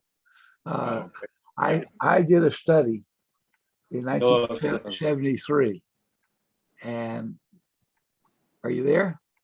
Yeah, right Okay. here. I did a study in 73 and I decided that the Malaysian economy needed to have fishing boats. And I went over there because one fellow in Vietnam had been making ferro cement boats. And I was going to enlist him to come down and teach the Malaysian to make ferro cement boats and build lots of boats. Well, you know, I had a lot of classmates who said that my ferro cement boat project sank. But basically, I was competing with the United Nations, who was going to give the technology and assistance away for free. And Yeah, the so much. Malaysians wanted to have years and years to study it. So I was down in Singapore working for a Chinese company that one of the American bankers had recommended me for because the company was one of their trouble spots. And I was there to sort them out. Wow, I can't believe it. I was out in the western end of the island at Nanyang Daxue, Okay. which is the Chinese university, studying Chinese, you know, so. Well, after Saigon fell, I ended up helping out a guy who had brought a bunch of airplanes in from Cambodia. And I ended up playing with that for a while. I became the managing director of Air Maldives, which is a really great thing. But the guy who owned the airplanes gave me a bunch of shit. And I said, okay, take it away. And I left because there was no point to it. And he lost everything within a year. But I was the managing director of an international flag carrier. The benefits of being an international flag carrier, you really had to work hard to fuck that up. Yeah. I had my secretary call up Swiss Air and said, my wife and I are going to go back to Singapore next week for a bit. Book us free first class seats because I'm the managing director of another airline. Now, every airplane company is trying to give me airplanes. Here, take it, try it, see if you like it. And this guy fucked it up and got turned over to the PLO. And they fucked it up too.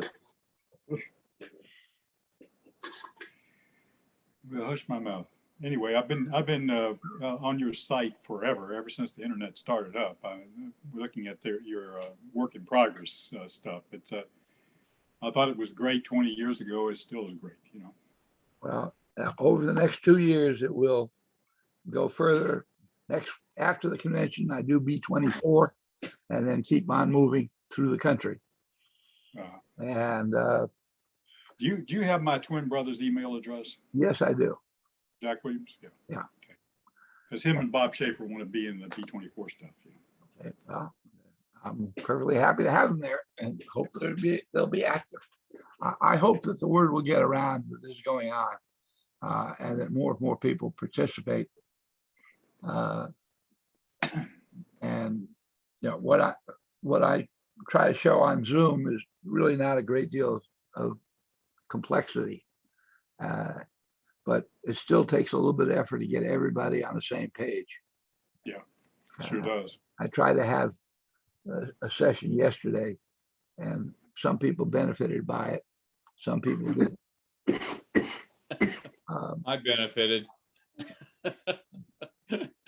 Otherwise, I probably wouldn't be here today. I'd still be hitting buttons. Hey, I'm sorry to say I need to go, but it's been a privilege. I think you've got a really a great process here, and I hope you keep having these periodically. I will have them for each B team as I go through the country.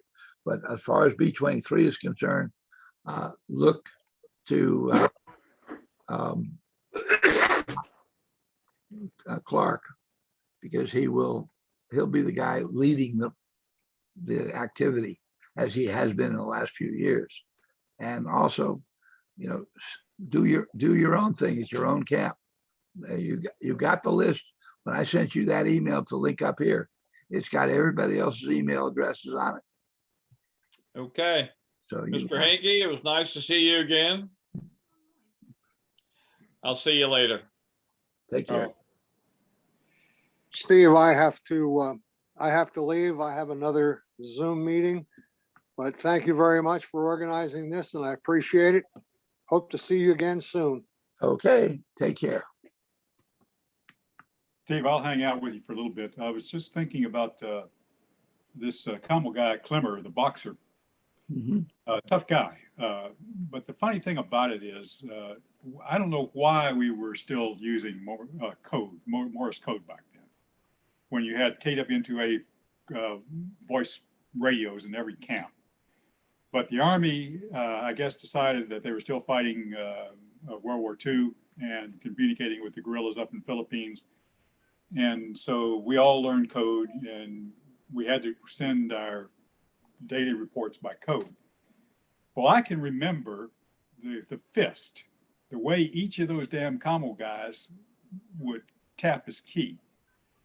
And Clemmer always, if he had a dit in front of a letter, he'd always put a space between that dit and the rest of the letter. For instance, dotted is R. He'd go dit dotted, and which should be EN.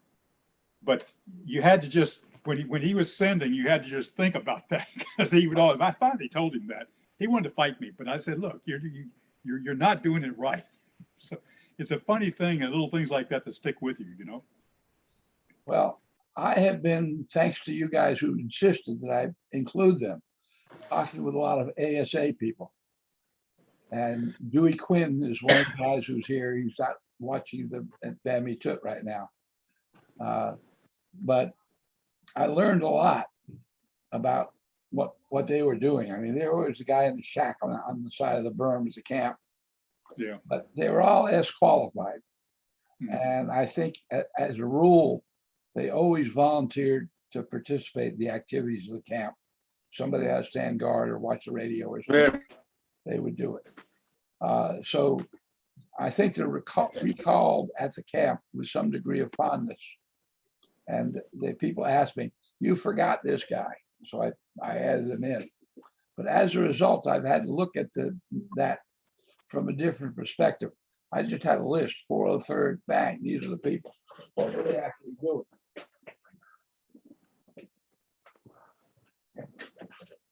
Somebody, I just got this yesterday. This is a book on the 400th, which is reasonably good in terms of pictures and names and everything. 400th preceded the 403rd, but of course, many people were in both. And you know, I knew what they were basically doing, but I didn't know how they were doing it. And they had two basic functions. One was direction finding, that's the 05D, and the other one was basically listening, the 05Hs. And as near as I can make out for my non-radio oriented brain, they were capturing code, Morse code. And they were sending it up to the 98Cs at the higher headquarters for analysis. And the 98Cs had code books, what they called code books. I wouldn't call them code books as much as sort of interpretation key, because they didn't have to learn any language. if you see this series of dots and dashes over here, you say, this is the name of the unit. This is what they're talking about. So they weren't going through the intermediate process of figuring out what the words were saying and translating that into something they understood. They took the dots and dashes and were translating that directly into information. And they were quite good at it, apparently, and they had enormous code books. The North Vietnamese also were good at doing what they were doing the other way, watching our codes, but also they would receive on one station and send on another station. And they would never have the station anywhere near the headquarters that was there, because they knew we had that radio direction capability. But they did get a lot of information. They did get a lot of warning for camps, and they passed it on to camps and other general information. So, and it was the code that was doing it all.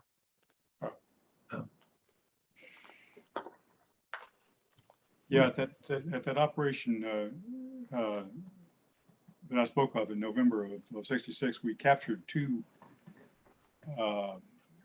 large containers of North Vietnamese one-ton pads that had come all the way down the trail and were being chugged into the, I guess, headed down toward the Three Corps area. And those were back in Washington within about 3 days of capturing them out in the middle of nowhere.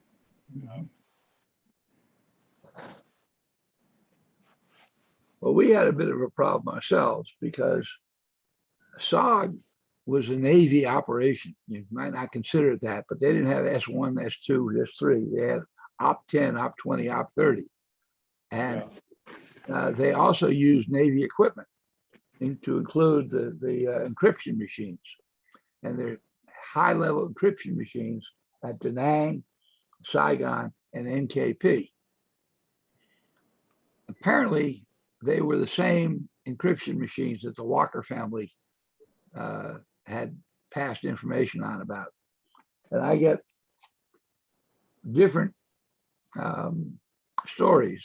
Say, oh no, you had to have a key for it, and you couldn't use it. I think they did. It may have been the Pueblo, which added to what the Walkers gave out. But the reason that we had a liaison for SOG at NKP was he was going to go into the operations room every morning. He'd look up on the board and he'd say, don't do that arc light. Don't do that arc light. He didn't say that there was a camp. He didn't say there was a team out there in Laos, but he said, don't do that. They would take it off the map. The only way he was able to do that is because he had this feed from Da Nang telling him where the teams were. The Russians apparently had a listening post at the end of the runway at NKP. And if they had that ability, they were able to the teams really were compromised as we got later and later in the war to 69 and 70. There was more and more information that the enemy had about what SOG was doing. And that was reflected in some of the activities that they had at that time. How now we go again, we've got some Navy husband and wife who are compromising nuclear submarines information. Yeah. You know, I've looking back on that whole Op 35, MACV-SOG, Prairie Fire, Daniel Boone, whatever, you've got to wonder, there were a lot of resources put into that. But you've got to wonder, was it worth it? I mean, what they really needed to do was cut that damn road, not put a few mines on it like I did, you know. And you know, it was a feel-good type of thing. I had a feeling that kept them from doing what military strategy would say you do. You cut the damn supply line, and we just never did that. And the second thing about MACV-SOG, I have some thoughts on this related to Afghanistan. Because I have a feeling MACV-SOG, the legacy was to turn special forces into door-kicking commandos. rather than troop trainers. And back in 2005 in Afghanistan, 2004, there was a Special Forces major attached to the embassy. And he made a recommendation in Afghanistan that this is a Special Forces war. We ought to have CIDG camps in every district of every province along the Durand line. And the big mill killed it. They would not do it. They would not hear it. The Special Forces didn't want to do it. They didn't want to go back to be troop trainers. So in a way, I kind of blame MACV-SOG, and I was a member of that. I was a 1-0 RT Delaware. Proud of what we did, but in a way, I'm not sure it was really good for Special Forces mission. I know that's heretical, but well, it's not, because Special Forces, if you look at well, it's an Army regulation that outlines what the mission of Special Forces is on the on the Army level. You look at it and you trace back every point they make to specific elements of Special Forces. They cover everything. It's not just direct operations or training or whatever.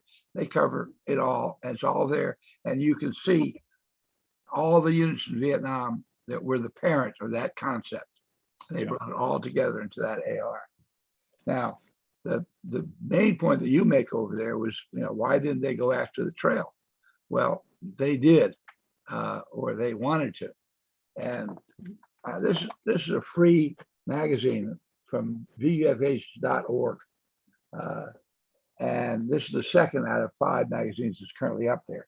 But here's an article on Operation El Paso. And this whole magazine is on what other outcomes were there. And it assesses all of the different things that were going on that they just didn't come to anything. And basically Johnson said, no, we're not going to do this because I'm not going to be responsible for World War III.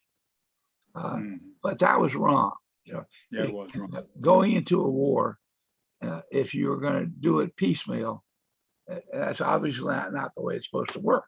Go in there, kick the shit out of them, come back and help them recover the way we did in World War II. Of course, there was Lamsong 419, but 1971, was it? 719 and 71. 719, yeah. That was basically the same idea, only 5 years too late.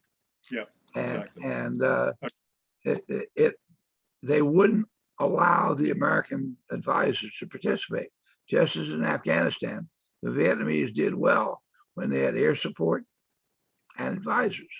If they knew our skin was in the game, they worked a lot harder.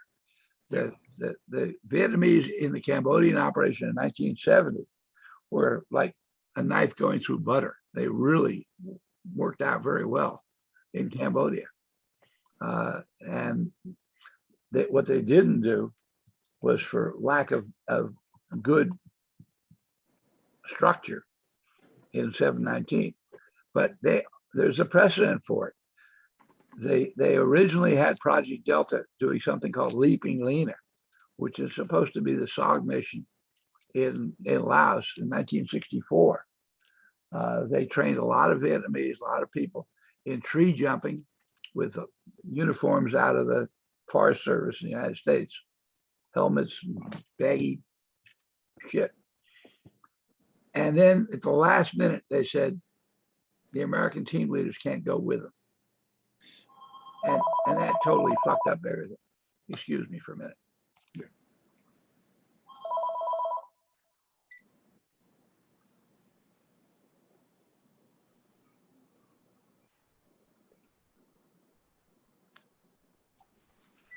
Okay, back again.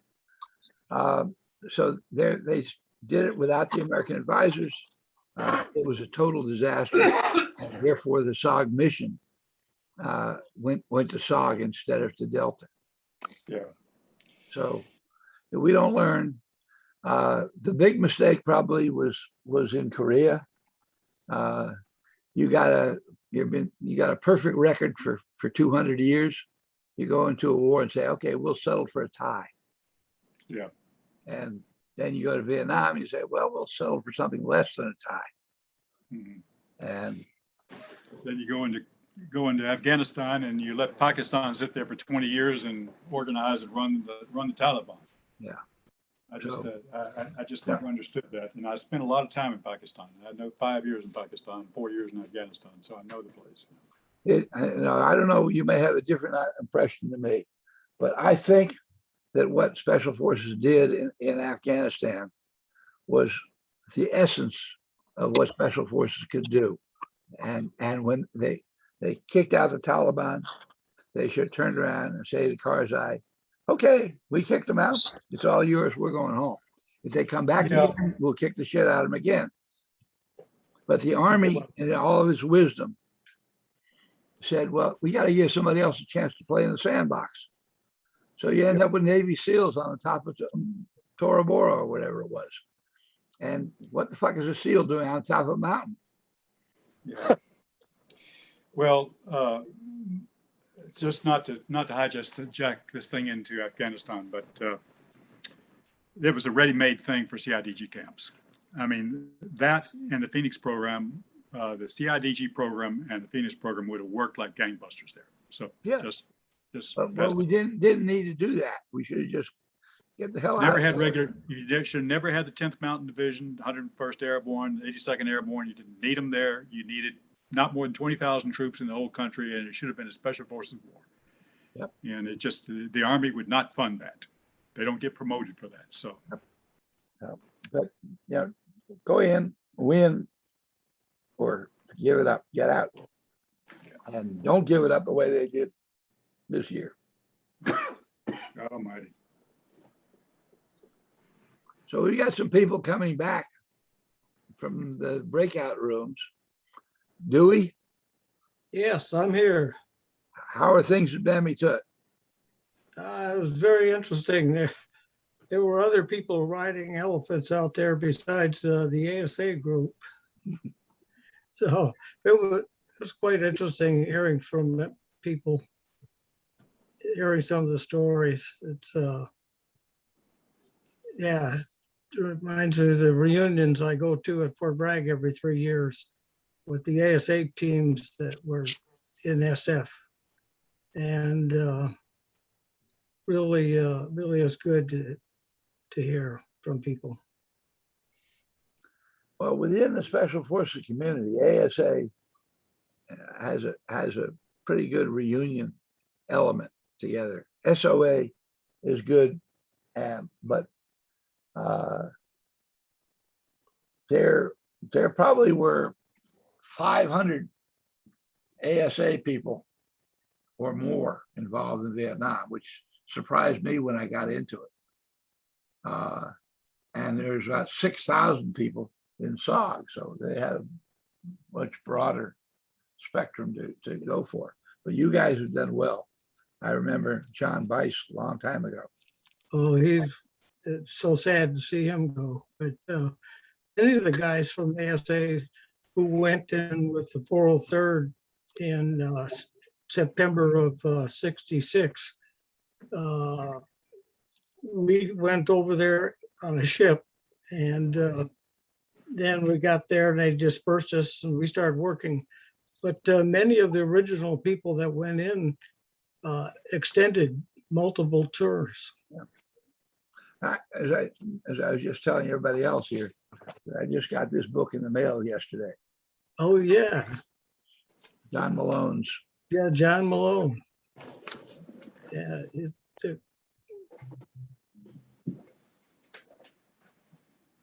So that was pretty interesting. Yeah. I got some things I got to correct now.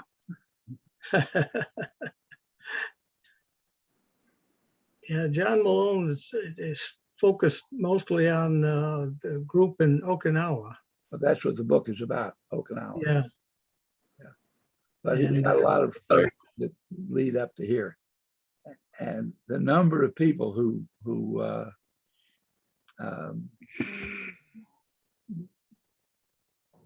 went on to other things, the number of command sergeant majors or sergeant majors in the 403rd surprised me. There are a lot of them in SF in general. Mhm. 403rd more so. All right, I saw a face just pop up over there that I hadn't seen before. I don't know who that was. I'm not seeing the name over here. Steve, I got to run, but I just want to come back and thank you for this. Thank you very much. I enjoyed having you here. I'm enjoying your book. I enjoyed the other one. Thank you very much. I appreciate it. Is there any way of getting in touch with people through you, like Gary Wiley? Yeah. Okay. Just email me, but the first thing you should look at is the emails I sent you inviting you to this meeting. I did. I didn't see his in there. I did look through there. Got a hold of Cotton. What is it? What is his? Gary Wiley, Gary C. Wiley, combo man at Two Tuitar. L's or one L? Probably one.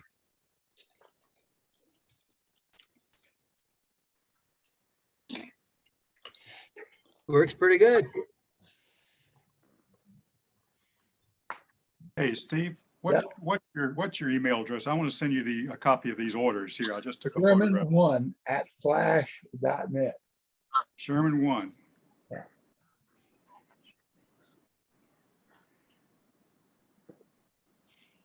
Well, I'm not finding him here on 1L. Maybe Gary is his nickname. No, I think it's Gary. I never called him anything but Wiley. Wiley. Yes, sir. I think so. Be Tuitar. He would have been there. He would have been there at least when I was there, June through September. He was there before I got there. 68. Let's see.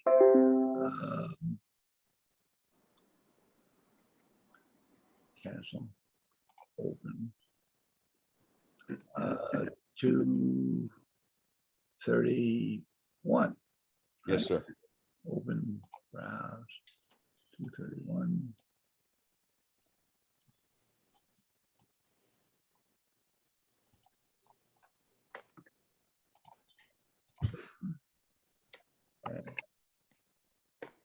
He was a radio operator. Yes, sir. WY. WY? WYLIE. And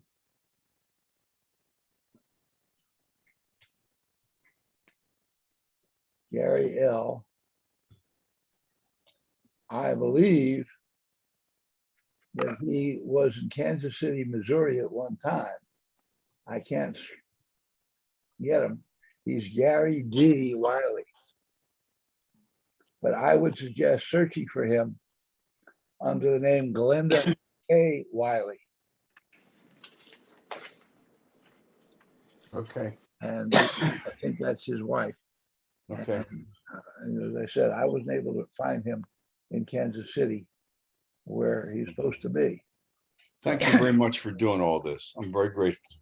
Okay, well, I enjoy it. I'm hoping you guys get together because you're the history that has to be preserved. Thank you. Adios, guys. Ciao, ciao. Oh, Excuse me for a minute. I've got to go grab a plate over here. My wife's downstairs. Michael, it's nice seeing you again. I thought I recognized your face. Right. A lot of people, after seeing me for a long period of time of absence, they really don't recognize the face, but they look in the eyes and they say, "Oh, I see you in there." Yeah. But anyway, how did your career progress after you got out of the Army? Well, let's see. I left B-23, went to CCS, extended twice, got home April of 72, went to college, then went to PA school for 2 years. And of course, I stayed in the reserves. I got into the 12th Special Forces Reserve and spent about 15 years or so doing that. And then I transferred to the 351st Civil Affairs Command. I got commissioned to second lieutenant when I was going through PA school because I walked by the ROTC and they were handing out these second lieutenant bars, and I said, "Yeah, I'll take one." Yeah. And so I retired as a lieutenant colonel. My last tour of duty was in Iraq for 18 months. I went in 2004, came out in 2005. So that pretty much, I retired in 2007. So I was kind of burning the candle at both ends. Special Mike- Forces infantry guy on one end and medical guy on the other end. Were you, Congratulations.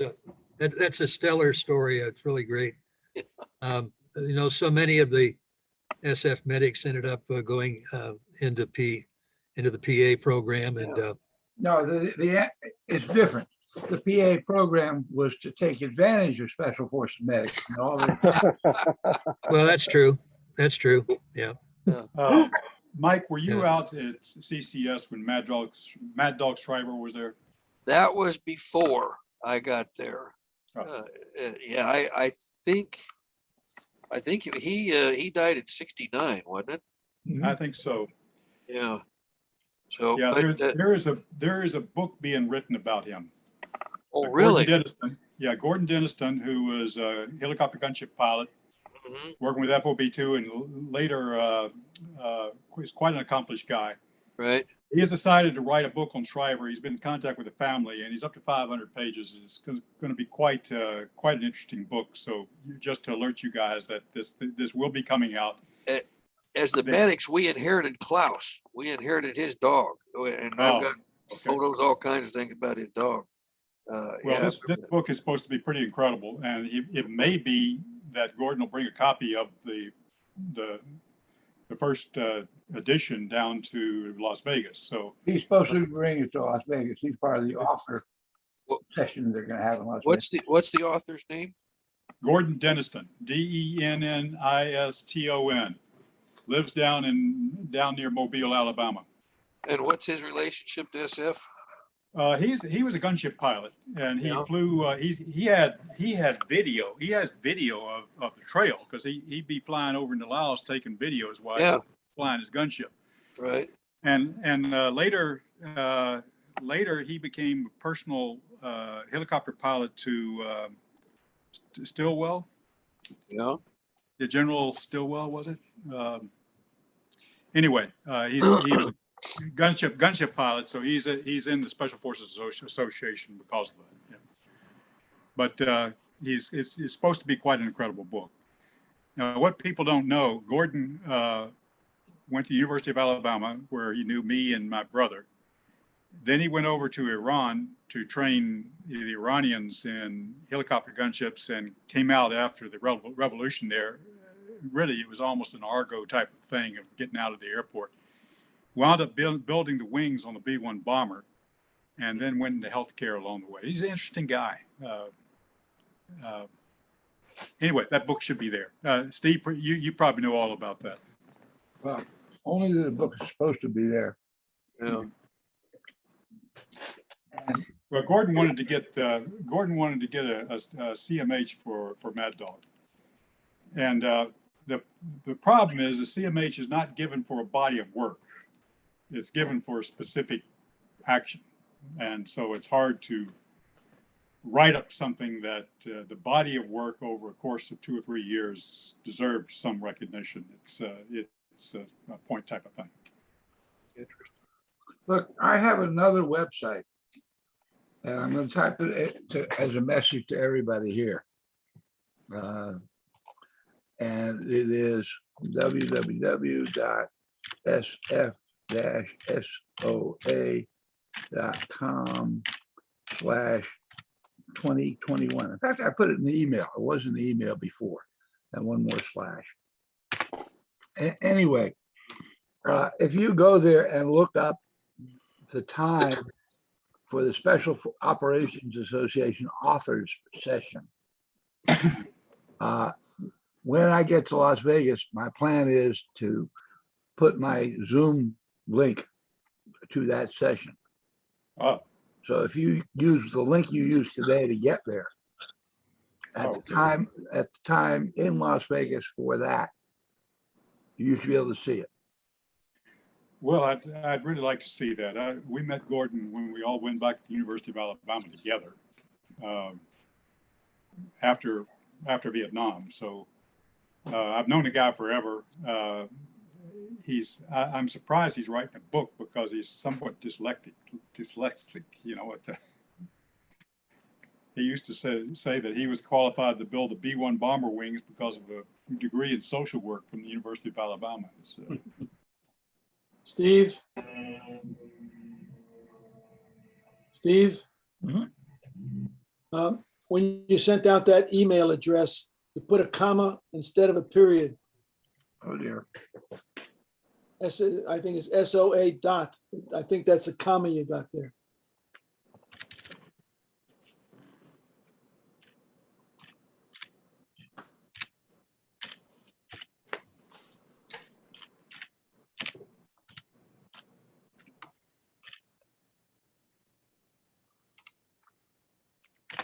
What kind of sandwich are you eating, Steve? This is a tuna salad with some round white meat inside, like a slab of chicken or something. I don't know. It's not bad. Hey, the last 6 months of my tour, I spent down at a place called Quan Loy. And it was the southern launch site for CCS. And I didn't know whether you had any information on that Quan Loy launch site or not, the people that were assigned there. I did a book called Who's Who from SOG. I think that's where I saw it then. Okay, you got it in there. I remember that because I think you had me down there as the medic. So I remember that now. Now, also,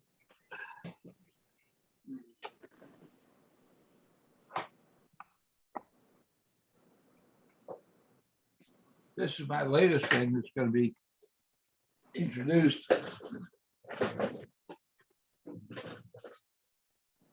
well, that's a newer one.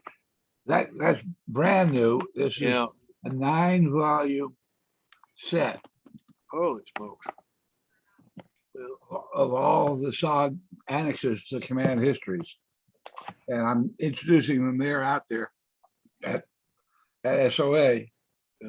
There are 50 copies. Each one is numbered, and that's it. I never knew what expectation to have on the annexes because they're fairly dry. Interesting stuff, but you have to read between the lines to know what's being said. But I made 50 copies, which is more copies than MACV than SOG made in Vietnam. They made 35 copies. And I have gone through everything, a lot of redactions. I found multiple copies with different redactions. I put them together. Things that were illegible, I went on and read them and figured it out, blew them up. So I tried to fix it up as best I could, but you'll see, some volumes like 300, 400 pages. And what exactly are these, Mike, Steve? Volume here. This is the SOG command history for each year. Oh, okay. Vietnam. But does that have the individual mission debriefs in there? Or? No. What it has a summary in the later years, 68, 69, 70, where they say in base area number 603, there were 3 missions. If somebody died on that mission, I would put his name in there. But I couldn't do that. On SOG, the Holy Grail is the weekly reports. And the weekly reports will tell you the name of the team, the date, time, group, and coordinates of the insertion, the extraction, and anything that happened during that mission that was of interest. And in 2013, I was able to locate where those files were. And I've been trying to get the DPMO office to go there and get them. They want them. But for some reason, they just can't get off their ass to do it. They say budget for other shit. They just have to walk across Washington spent a few days sitting there. Well, I'm here if you need some help. Well, the On your problem- who's who on your who's who in McVie Stog, did you ever get those Cuban guys that were at FOP2? Ernesto Gallo, the former Bay of Pigs guys. well, I mean, you had people like Nestor Pina Marina and Juan Montez. If they served at SF, I had them. Well, these guys were undercover with SF, so they weren't really SF. But if they were getting orders in there, I usually had them. And I got quite a few. Nestor Pino Marina is an interesting character. He was twice reported in the Green Beret magazines as being KIA. So when he ultimately died, he should have had 2 oak leaf clusters on a death certificate. I had a guy, you all know these guys, this is Jim Butler, who died this year, I guess. But he came to me one time, I don't know, it seemed to be he was in Houston. And he said, you did a book on TDY people from the first group, the 7th group, the 5th group in Vietnam. You didn't do anything on the 10th group in Vietnam. So as far as I know, it was all intra-theater transfer.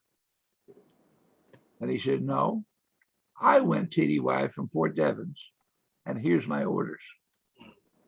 So that put me in my place. Okay, so he told me the story. And it was a fascinating story I've held on to ever since. And I've been trying to verify it more each time. The first group and the 10th group that went to Vietnam was a 4-man team headed by a guy by the name of Mac Gwynn, who, when he went on this mission, got, what's the word? You end up getting kicked out of the army because they above the knee of the army. Riff. That's what I'm looking for. My age, your age, our age. I never can get the right word sometimes. Anyway, he got riffed while he was on this mission, and he was pissed off. And he never. I've called him on numerous occasions. And on the times he's answered me, he never wanted to talk about anything or was not willing to talk about anything, which is very, very unfortunate because his story is probably one of the most fascinating stories of the Vietnam War. He went there with 3 NCOs, Lionel Trevo, Horton Daniels, and Charles Gibson. He went there in March, I guess, of 72. That was the response to the Easter offensive. 4 SF guys. They didn't send in 100,000 Marines. They sent 4 SF guys. 1 on each axis of approach. 1 in Quang Tri, 1 in Con Tum, 1 at An Loc. They had a little transponder. And they could talk to C-130s. They've been practicing with C-130s in England. And there are 14 C-130Es, Aegis,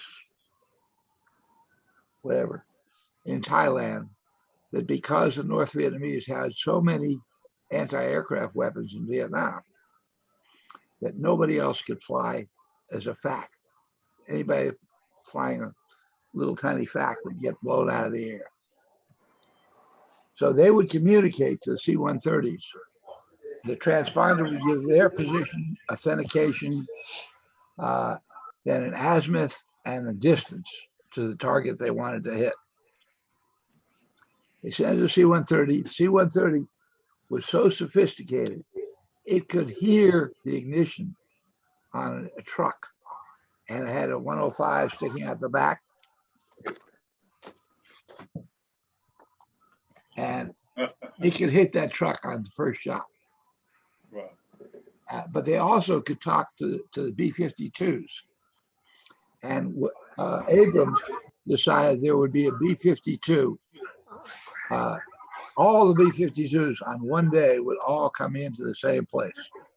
The next day they go to some other place. So on those 3 axes, you had these B-52s coming in. And the C-130s could talk to them, which is very important because the geographical information that the B-52s used was different than what people on the ground used. And the C-130 could translate that. B-52s were doing some very close-in support in this operation. And that was kind of interesting. My interest in this is to get somebody to tell me exactly what happened, how effective were they. There are references to it in other work, but they're very vague. Jim Wilbanks said he heard about this and it was very effective, but he wasn't able to do anything. Anyway, in the magazine I showed you before, there's an article, Operation Toll House. The North Vietnamese came in with 100,000 troops and 500 tanks, which is more tanks than the entire South Vietnamese army had at the time. And when they left, I don't think they got enough pieces of tanks out of Vietnam to make very many tanks work again. They had to get a whole new group for 1975. They planned the offensive to keep the B-52s from being effective. The monsoon season was going to come in. B-52s had targeting problems. These SF guys solved that problem. Wow, I've never heard of it. Gibson was killed in Khartoum by a sniper at the end of, it was in May, I think. And a helicopter just barely got in, picked him up, tried to bring him to the hospital in time. But he died en route. Helicopter pilot got a DFC just for coming in to pick him up. There were 200 arc lights in the Khartoum area within the 2 weeks before Gibson was killed. He got a posthumous Silver Star from DA, but I can't find anybody in DA because in the general order, if you get a Silver Star, it says, you got a Silver Star. Bang, that's the end of it. So I can't find out what the rationale for the Silver Star was, but I know it's because of what he did. And I'd really like to show it. Butler goes in 2 months later. The war is settled down. He's got 20 people with him. They go out and train Vietnamese to use this equipment. And then they use the equipment for a number of missions, one of which is to track artillery firing sites out of Saigon. Very successful with that. But another time, and this is what he told me about, is he was outside of Pleiku at what was ultimately Camp Campanari, or what had been Campanari, and nobody was there except all over the area, lots of NVA in the open. He spent the day calling in arc lights on those NVA. Yeah. He said the hairiest part of the day was he's driving back to Pleiku, and the driver is a human captain, major, I think at the time, captain. And the captain is saying, I've been here in Vietnam 8 years. I haven't killed so many communists as I did today. He's waving his arms around while he's driving the Jeep. So Butler says that was the hairiest part of the day. So I said, who was it? He said, I don't know. And I said, could it have been Nestor Pina Marina? And he said, that's it. That's the name. I knew Nestor at the time. I called him up. Nestor, I got somebody here who's talking about something that happened in August of 1972 at Campanari. Nestor says, that was the greatest day of my life. So he Hey, that's a great story. I've never heard this before, and that needs to be written up. It really does. I wrote it up in this magazine, but I need to get Hey, more proof. Dewey? Yeah, I've got to go. I've got a client ready to come in through the door any moment. Go for it. Good seeing you Steve, again. it's wonderful format you got here. I'm very appreciative. Talk to you soon. Very good. Okay. Gene? Let me give you some history on my tour duty up at Tuiutar. I was sent up there and took over the A-team up there on the 13th of January, 1969. And I was there when this 2-Corps commander came in to get briefings on all the border camps that we had in 2-Corps. And I told him that my recon platoon had just came in and told me that an NVA outfit had just crossed over into my AO. Well, I told this Major General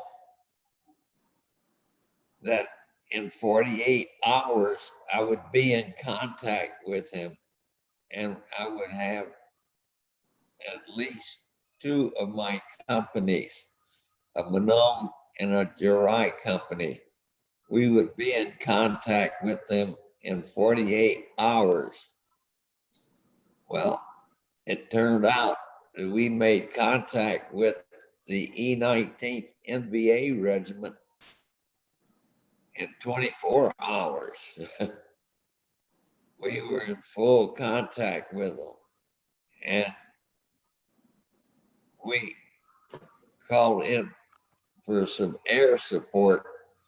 And what I got was some Huey gunships came in and they started fighting with them. Well, the sad thing about it was I told that general, the 2-Corps commander, that we would be in contact with them in 48 hours.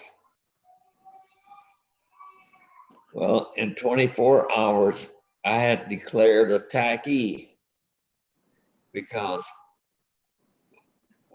it was more than, it was a big fat NVA regiment.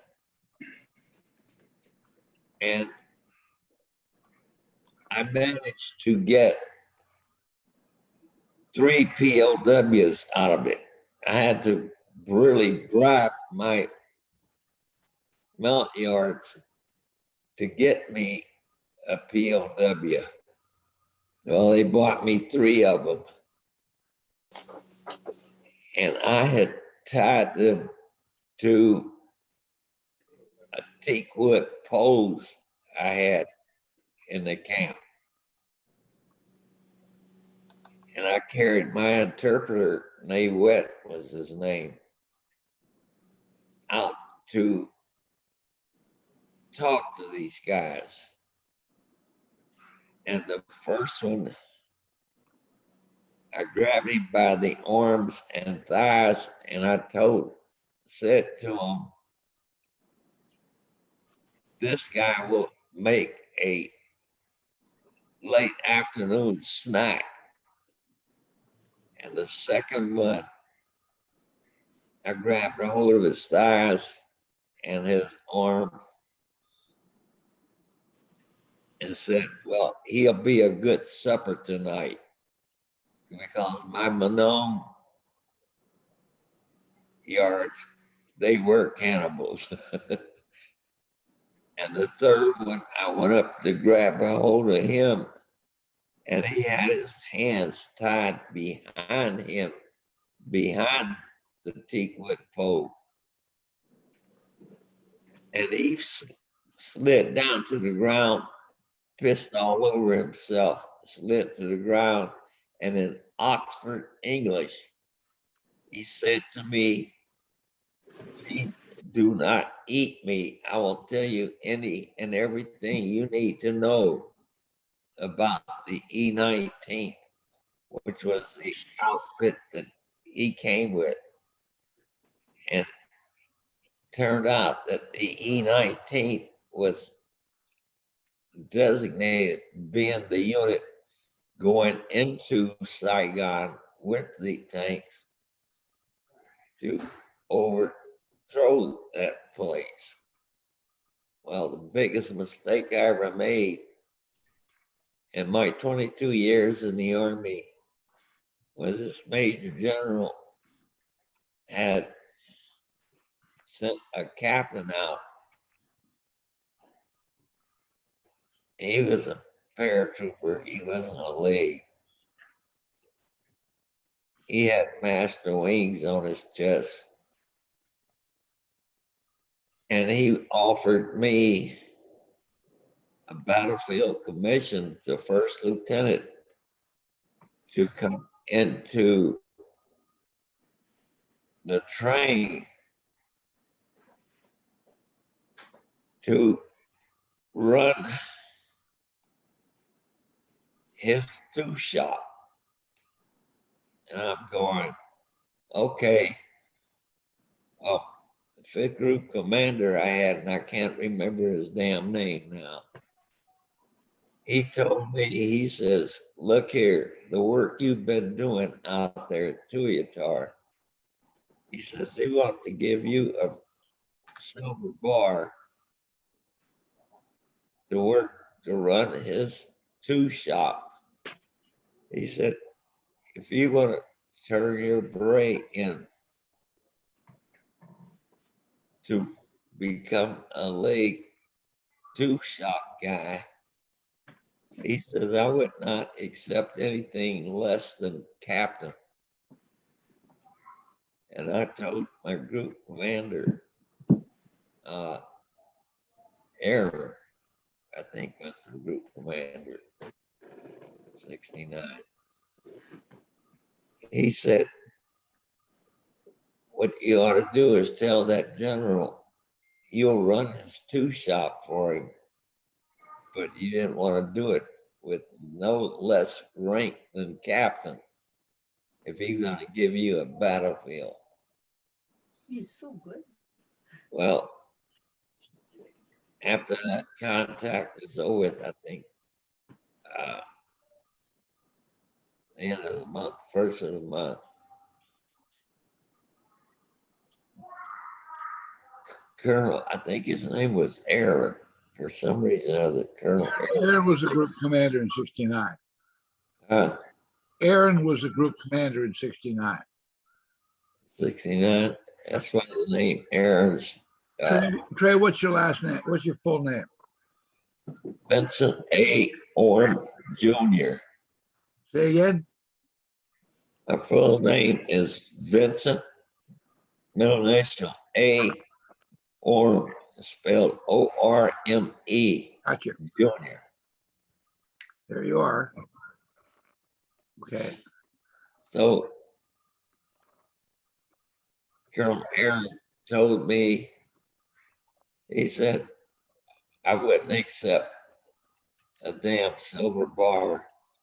He said, you should not accept anything less than captain if you want to go over there to this leg outfit and work for them. And I told him, I says, look here, I have 4 kids and a wife with Okinawa, which was the first group there. And I said, I'm not going to accept that extension for another year as a lieutenant or captain. I want to go back to Okinawa to my wife and kids. Aaron told me, he says, good decision. He says, you can go back to Okie to the first if you want. Which I figured it out after I retired the first day of August, 1975. I retired from the Army because the branch controller, I had called him from Korea, and he told me I needed to go to Fort Ord, become the sergeant major of the NCO Academy at Fort Ord until I would be there about 4 months and ship me off to the Sergeant Major's Academy in Texas someplace. Well, I told this colonel, I said, the branch controller, I asked him, I said, do you know what my MOS is? And he says, yeah. And I was 11 Foxtrot 5 Sierra was my MOS then. And I said, the worst thing you can do for me is send me back to Bragg. And at Bragg, if I got on post at Bragg, there was no problem. I would wind back up in group somewhere. And he says, since when did you start telling the Army what you're going to do? And I said, the day I became a NCO, that's when I started telling the Army what I was going to do. And he says, well, I'm going to have your orders sent to Korea to you today. And you're going to go to this NCO Academy until we get you into the Sergeant Major's Academy. And that's when I said, hey, Colonel, maybe you don't understand this, but I'm going to tell you in NCO language, fuck you, Colonel. And I went out after breakfast. I went over to personnel and I put in my retirement. And I retired the first day of August, 1975 at Fort Ord, California. And I was there and this staff sergeant comes in and says, hey, First Sergeant, he says, the colonel would like to talk to you. I said, okay. So I go in and he see the colonel. I reported to him. And he says, you know what? He says, we got 2 sets of orders here for you. And I said, the colonel says, I will cancel your orders if you will go ahead and take the job as the Sergeant Major of the NCO Academy. And he says, you have a damn good service record. And he says, I can cancel these assignments here if you'll go ahead and take over the Sergeant Major of the NCO Academy. And he says, your service record and your time in service, he says, the Army really don't need to lose you right now. So how come? He says, what are you going to try and do once you get these retirement orders? He says, what are you going to do while you're here? I said, what I'm going to do is go over and get my retirement ID, and I'm going to become a PFC. And he said, what do you mean a PFC? I said, I'm gonna learn to be a damn outstanding private fucking civilian. That's what I mean by PFC. And I got out of the Army, and I wish I hadn't, because at this Gulf War show, I had orders. I had advance notification to come back into the Army. And I said, no, I wasn't coming back in there because I was in college.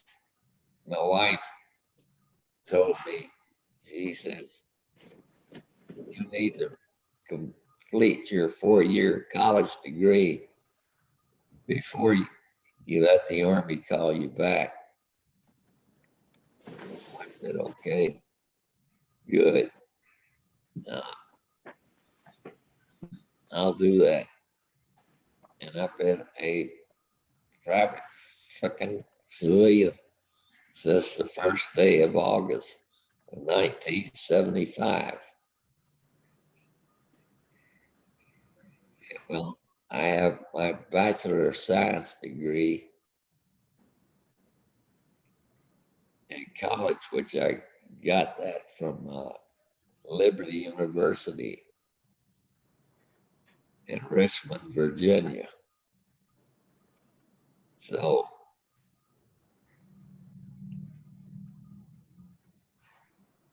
I haven't used it, although I was offered. I was living in Montana for a while, and the VFW post there,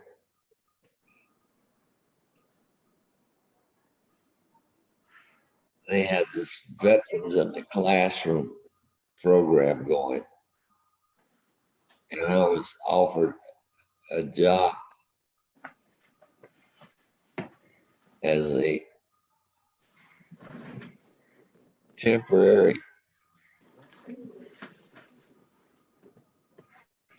professor or teacher in the Glasgow High School there. And I also had one at Opine. One at Opine, they wanted me up there as a instructor, teacher up there. And I decided, no. I said, these high school kids, they are very, very belligerent. And I said, I hate to have to fight one of them because I don't know how to fight. I know how to kill. So I turned that one down too. And these 4 boys up there in Montana, pretty big boys. And I wasn't about to start fighting any of them. Because if I wound up fighting one of them, I'd have to kill one of the fathers. So I'm not going to do that. So I stayed retarded.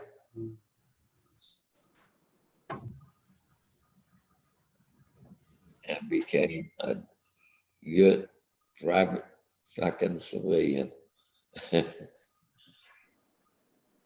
I don't need it, but the biggest mistake I ever made in 22 years is this 2-corps commander offered me a battlefield commission to run his 2 shop because of all the briefings he had of all the A camps in 2-corps. I was the only one that told him exactly what was going on. And this outfit turned out to be the E-19 NBA regiment. And the E-19 was trained by General Jupp in Saigon.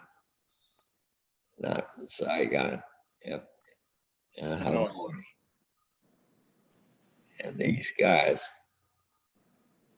were trained to believe if you run into an American outfit, he said these white Americans are all barbaric and they will beat you to death. They're just barbaric animals. That's what they were taught. And they said, if you get captured by a black American, which they were told Negro Americans, they are all cannibals and they will cook you and eat your body. And I'm going, well, that was a big mistake when I did not accept that battlefield commission, because I retired as an E8. If I had accepted that battlefield commission and did that extra year, and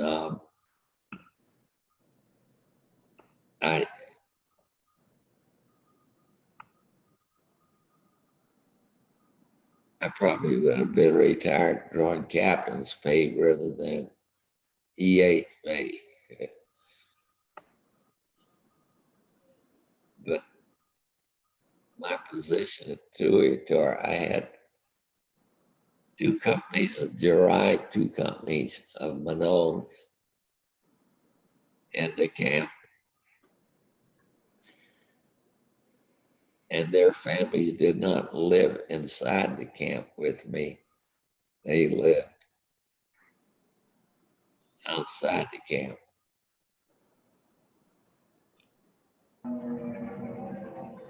That was one hell of an experience I had.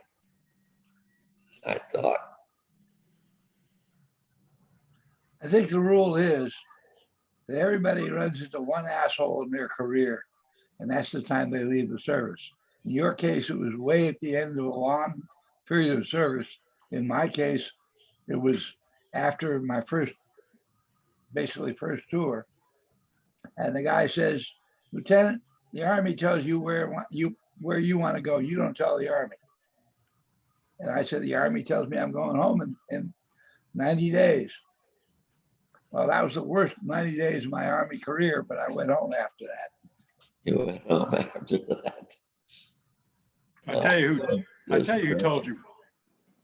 Say again? Miss Alexander was the one that told you where to go. All you had to do was call her up at the Pentagon and she'd get you there. I think that was the enlistment. And I didn't know that shit. I was just a dumb lieutenant. I ran into this guy, Weil, in Saigon. And that was bye-bye. But I came back a year later. I came back as a civilian. And I didn't know it. The Weil was down there in Saigon as a deputy group commander in charge of CLD.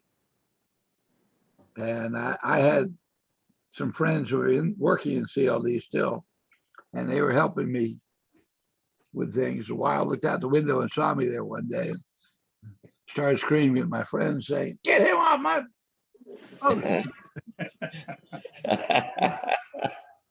But by that time, I was working for the PX system as chief of plans and programs, probably making a lot more money than Weil was making as a colonel, as lieutenant colonel. Yeah. So living well is the best revenge. Oh yeah, yeah, yeah. When I retired, I moved back to California where my parents were, and I retired from the Army, and I lost both my parents passed.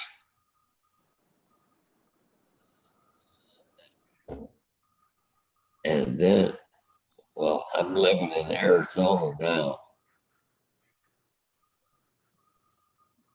in Glendale, Arizona. And my son and I bought this house together in Glendale, Arizona. And I told him every week I'm going to keep playing the lottery, because if I was to hit one of those lotteries, I would pay off the mortgage on this house. And and my granddaughter would not have to worry about a place to live.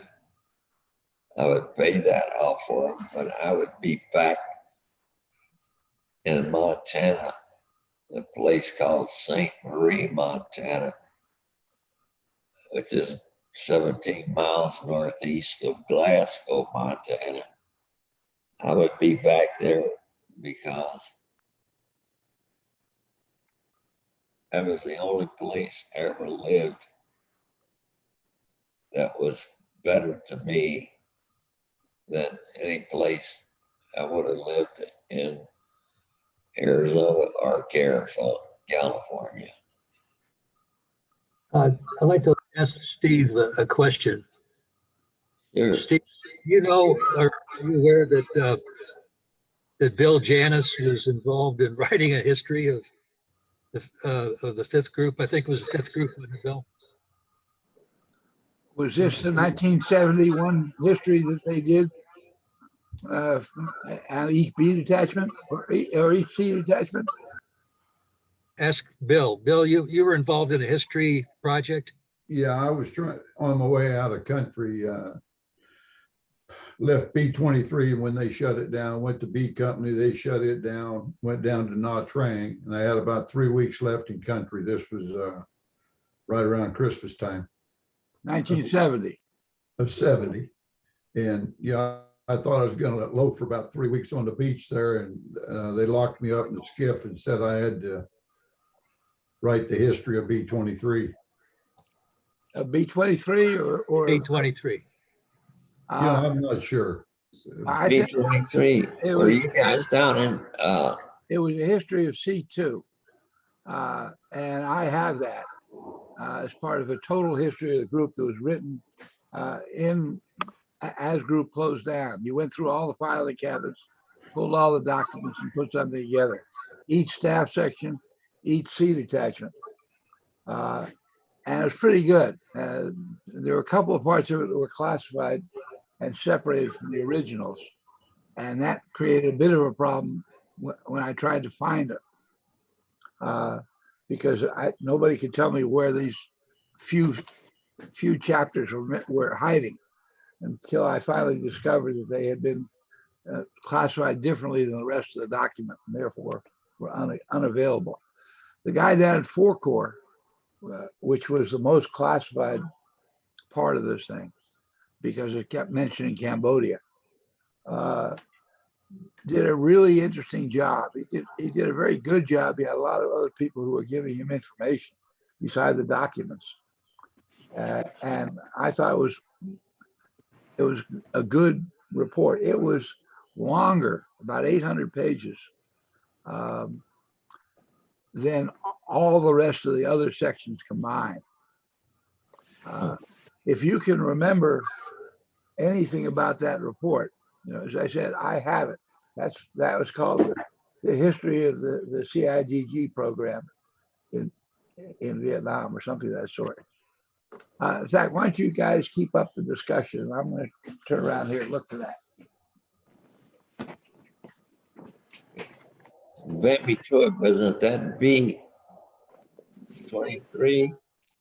B-23. In Bambi to it? In Bambi to it. I was at 8231 at Tuyatar.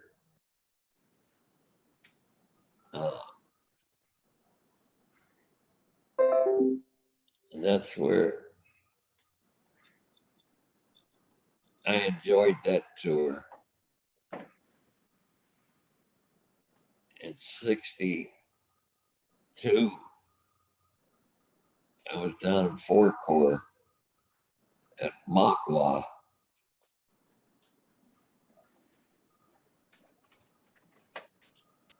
'62, '63. And my daughter was born on Okinawa. And so was my son, who was born on Okinawa. I spent the best years of my military life on Okinawa with the first group.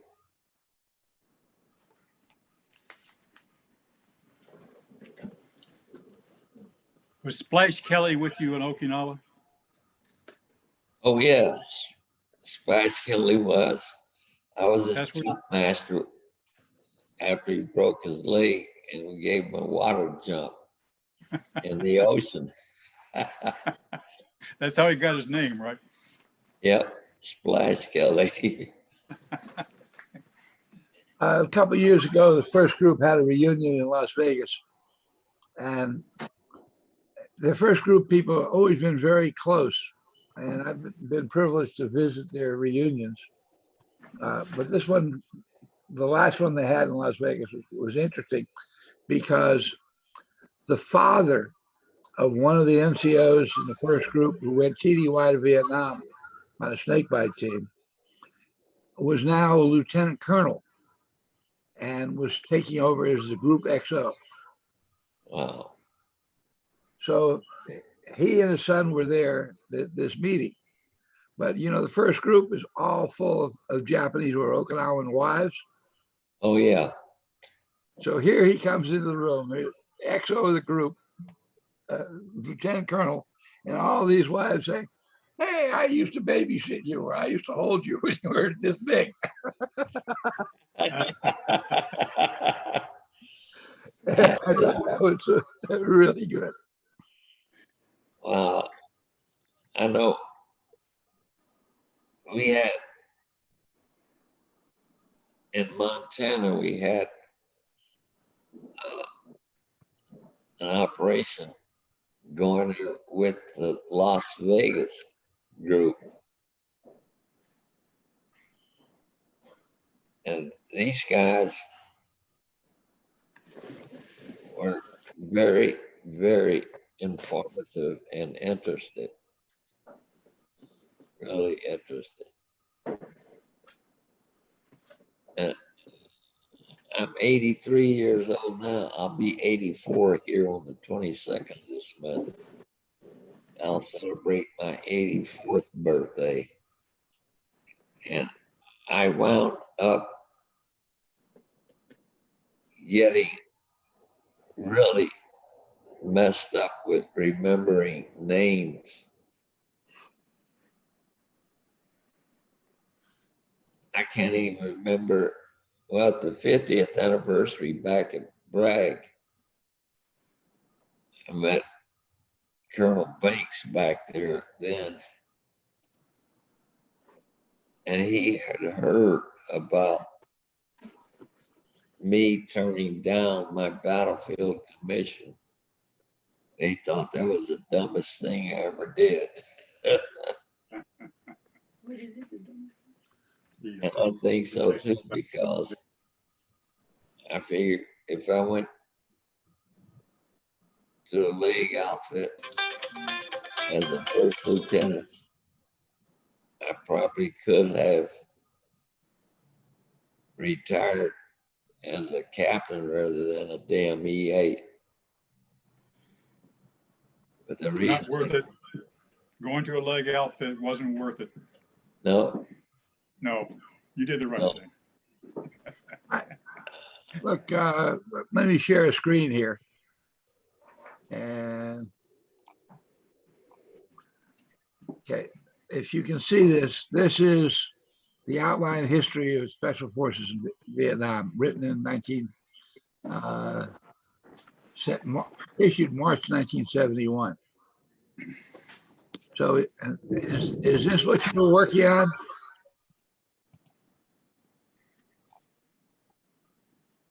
Yeah, I'm not really sure. Okay. Well, I know I worked on it for about 3 weeks. but there are other people working on it as well. Yes. Right. It really was a really good thing to have. There's, good information on it, well done. There were limitations because the newer stuff you had in your filing cabinet, some of the older stuff going back to 65, 66, that really wasn't available as much. But you did a good job in putting this together. I found it a very useful reference tool. So anyway, I will stop sharing here. Yeah. Do you have any documentation on the TAORs for each of the 8 teams? No, I don't. Not the actual TAORs. What I did put up, starting with B22 and then B23, on each camp's physical listing, down at the bottom of the page, you'll find a map. Yeah, I saw the map. 1/50,000. If you put it up to full size, 100% size, and print it, it will print as an 11 by 17 sheet of paper. So my program allows me to go across map sheets. So if it happens to be there are 2 map sheets together, all I did is I put the camp in the middle and decide whether it was going to be a landscape or portrait, 11 by 17. And I just clicked that, and that was the end of it. And so I just put it up there. But as far as getting the outlines of the AOs, I have never seen anything properly that did that. Not for all camps, at least. So I haven't been able to do that. If I had it, I would have long since plotted it, because that would be very useful. Yeah, I was trying to remember the size of those. I was thinking they were 25 by 35 click. They were, every camp was different. It was geographical, yeah, but fit. Tuiutar, for example, they jumped into or sea detection, and Mike Force jumped into Beaupre. And then they looked at the map and said, well, we need one more camp over here. So they put Tuiutar in the open spot. But basically, these were border camps, and they wanted to fill the whole border with them. So where one guy's AO stopped, the next one began. Now, the NVA was not dumb, and they tried to run operations right down that borderline. They did it mostly between 2 Corps and I Corps, but they did it between the camps. And the whole reason for Tuiutar being there is that from, I guess it was Bandon to Duco, or wherever it was, that was a hole. And they needed. It was a hole. Yeah, it was a hole. Bandon wound up running most of our operations 30, 35 kilometers north of the camp. And because of the Darlac Plateau, we could walk that in a day. But Tuiutar was fully 76 kilometers north of Bandon. And when we sent our 2 companies up there to recon the place, they were 76 kilometers north of our camp. That's just too far for an A camp to operate. So you're dead right, Steve. That was to fill a gap. Yeah. My boss in Playco, Jim Morris, wanted nothing more than being the camp commander for Tuiutar. He wanted an A team. He had been A team commander on a TDYT that went to Kamduk and got shot up at Kamduk, so he didn't have a full tour. He had a previous tour at Boon Bang, which was around Chia Rio, as a detachment XO. And he, being an A detachment commander was the best possible job you could ever have in SF. And he wanted it. So he wrote a long history of Furo and turned it into the S2 in the hopes that because of his great knowledge of Furo, he'd get that camp. Oh, yeah. They keep away. The paper went up to group. And the next thing he knows, he's called in the group to become the new PIO officer. Huh. And he didn't get that camp. I never got a captain out there until after we had finished with the E-19th NVA regiment. And it was so funny to me when I captured 3 of these NVA guys. And when I was interrogating them, well, they were tied to these poles. And when this intelligence officer, once I grabbed him by the thighs and said, he's going to make a good supper for us, boy, he just slid down to his knees with his hands tied behind him on this teakwood pole and said in Oxford English, please do not eat me. I will tell you everything you want to know about my regiment, the E-19th NVA regiment. Did he tell you where he learned English? Huh? Did he tell you where he learned English? Nope. Huh? Nope. I put him on a chopper the next morning, sent him up to Pleiku to the B team up there that had all kinds of interrogations going on with the NVA POWs that we got. And we only got those 3. Well, the fellow who left here just before you came on was Tom Garvey. And he had been the CO there just before you came in. He was CO in late '68. You had Hargrave, and then after you were in for about a month, Bill Prout that were there.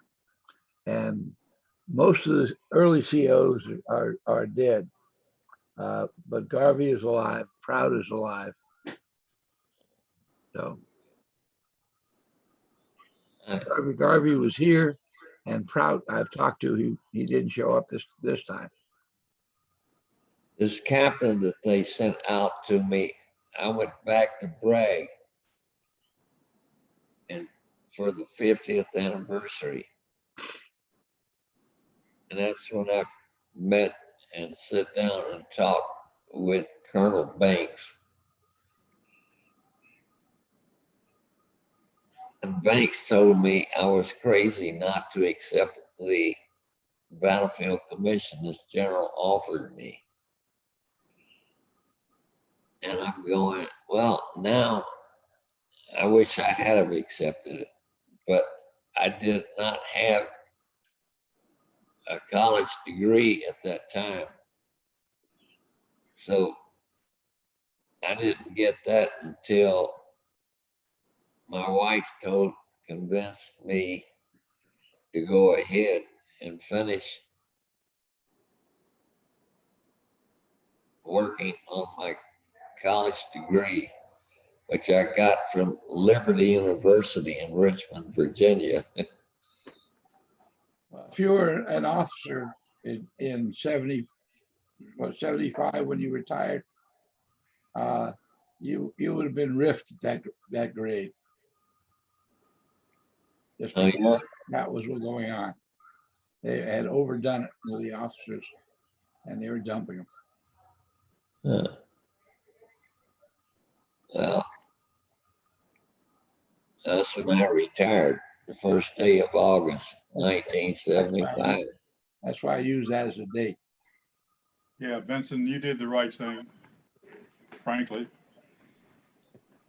There's nothing better than being a Special Forces sergeant out at an 8 camp. Just to go into the regular army and be Joe Blow the Ragman. I'm sorry. Yeah. Yeah. I realize now that was the biggest mistake I made, not accepting that damn battlefield. No, it wasn't a mistake.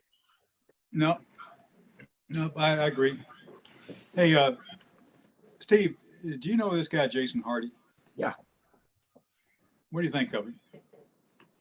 I have referred families to him whose husbands have died and have the whole house full of stuff. Yeah. He's the only person who gives you an honest and a lot of money for all those artifacts. Yeah, he's a dealer. He sets the market for that worldwide. Really? Yeah. So he pays very well for what he buys, and he sells it very well too. But that's because if it came from him, the people who buy it know what they're getting. Yeah. So I'm usually sitting next to him or near him at the conventions, and on this convention, I plan that I will have at this link during the convention. I'll have a Zoom room open, and Jason and I will both be there with breakout rooms for ourselves. One for Jason, one for me. Yeah, well, I'll tune in. I just had a little. I was corresponding with him a few years ago, and he said a couple of things I didn't much like. So, well, not unusual. He's done a good job. I did the who's who from SOG, but you know, he took over from what I did and started working on the recon teams. Yeah, he put a put series up of his books book. out on the recon teams. He's absolutely outstanding. And Yeah, I've got the one that has Delaware in it. I'm in it, you know. So, but you know, I was not willing as I started this thing up. Other than the Green Beret magazines, I was the cheapest Charlie when it came to printing anything. And he went out there and had all these color plates and the color books. oh yeah, And I said, I think I better improve my material. So I learned from that. Yeah. Listen, Steve, I think I'm going to take off. I have thoroughly enjoyed this. I was kind of hoping Patrick Mead would show up because I've got a couple of ugly pictures of him. But well, give him a call directly and kick his ass, because he called me and he said he's going to the dentist office. I said, come up on your iPhone. I'm pretty sure he was there. That iPhone with no name on it, that was him. 12 o'clock, he had to go into the dentist and sit in the chair. And at that point, I think he was not worth anything. Well, he was from Louisiana. He could speak a little bit of French. You know, it was a funny type of thing. But I still remember everybody that was out of Bandon. The people that I was with in Manitoulin, except for Colonel Gillespie, is kind of faded. But it was a great time. I learned a hell of a lot out there. So I'll see you next time, okay? And thanks, Steve, for everything. I'm sorry. You are, what was your name? Gene Williams. Gene Gene Williams. Gene, like Gene Autry, Gene Kelly, Gene Williams. And I was started off in the 3rd, went to the 5th, went over to the 10th in Germany, came back to the 5th after Tet, and then got out in the fall of November 68. The 7th group, which was my first group, I was with, and I was heard all about the 10th group, and I said I'd like to go to the 10th group, and I wound up going to the 1st group. That's where they sent me, and I was told unless I spoke at least 2 different European languages, I could not go to the 10th group. No way in the world. Well, the 10th, the 10th had the reputation when they were when you'd call them out, you'd say, wear your decorations. Half of them were wearing Iron Cross, you know. But by the time I got to the 10th, which was August of 67, down at Lingley's and Bad Tolz, it had been pretty well destroyed by the Vietnam Repo Depot stuff. They had one B team that was active. The rest of them were just skeletons because everybody's sent off to Vietnam. So what I thought was going to be, oh, here's the real professional guys that are going to fight the European war. It was pretty much a skeleton organization. We would go skiing every Friday afternoon, because the Toronto ski lift was about 3 kilometers from the concern at Lingley's. But that was it. Once Tet started, I called Ms. Alexander and said, get me back to Vietnam as quick as you can. Okay, listen, I'm going to take off, guys. Thanks a lot, okay? Right. Thanks, Steve. Really appreciate it, okay? Same here. Yep. Nice meeting you, especially since you were in with those. So, Gene, I hope to have you on board the next meeting we're going to have.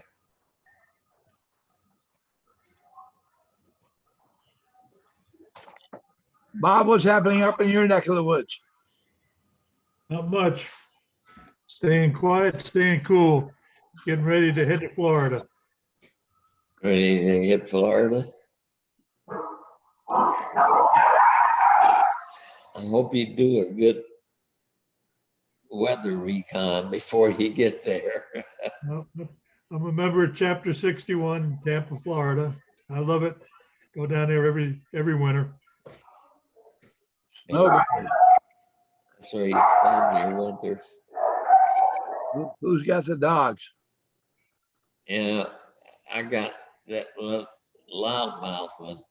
She's a little Chihuahua, and she is one loudmouth little bitch. Michael, you mentioned Ken Barber. You hear that? Yep. Did you follow any of his history? No, I didn't.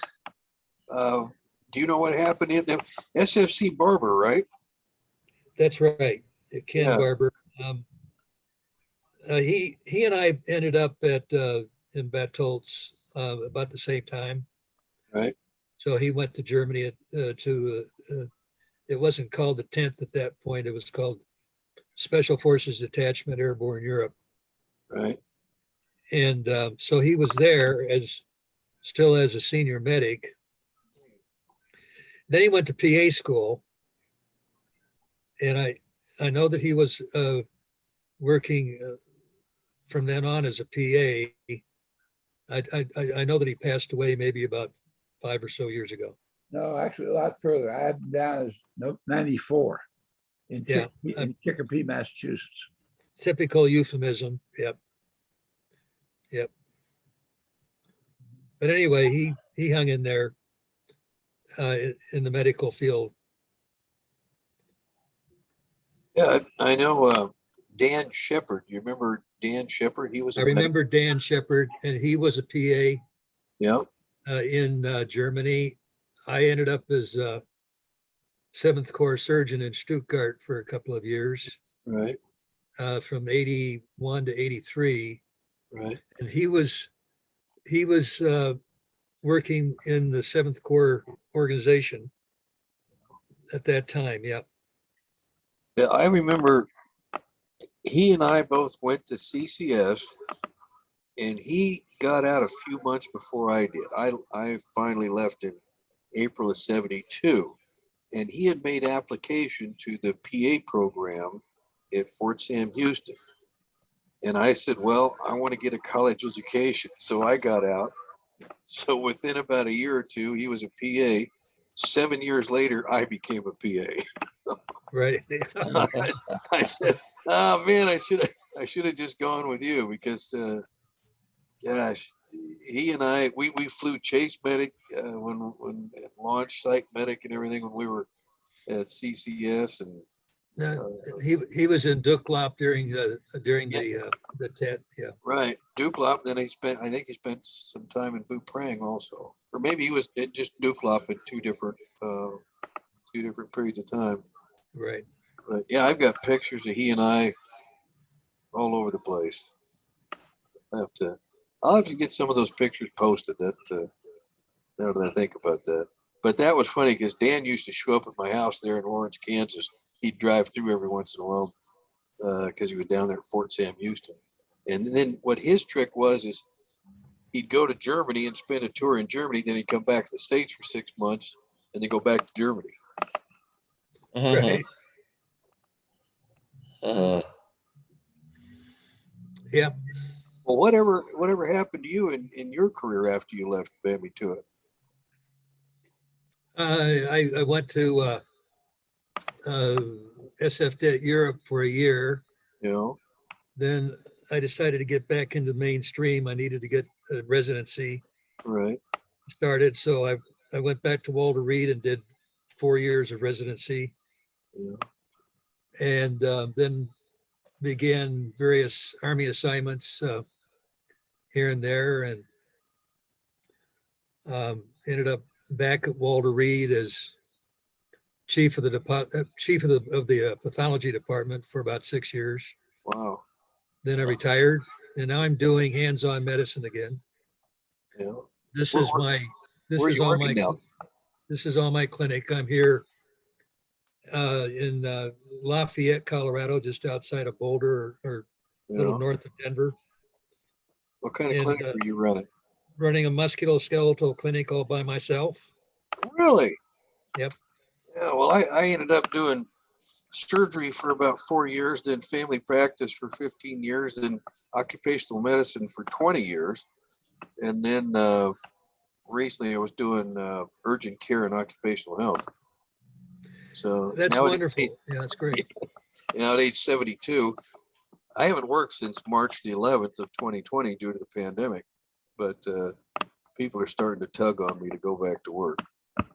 Well, I do, I think during the year and a half or so that I was there at B23, I had the honor, or the pleasure of working with or helping to support somewhere around 20 or 24 SF medics, at the A camps, and right.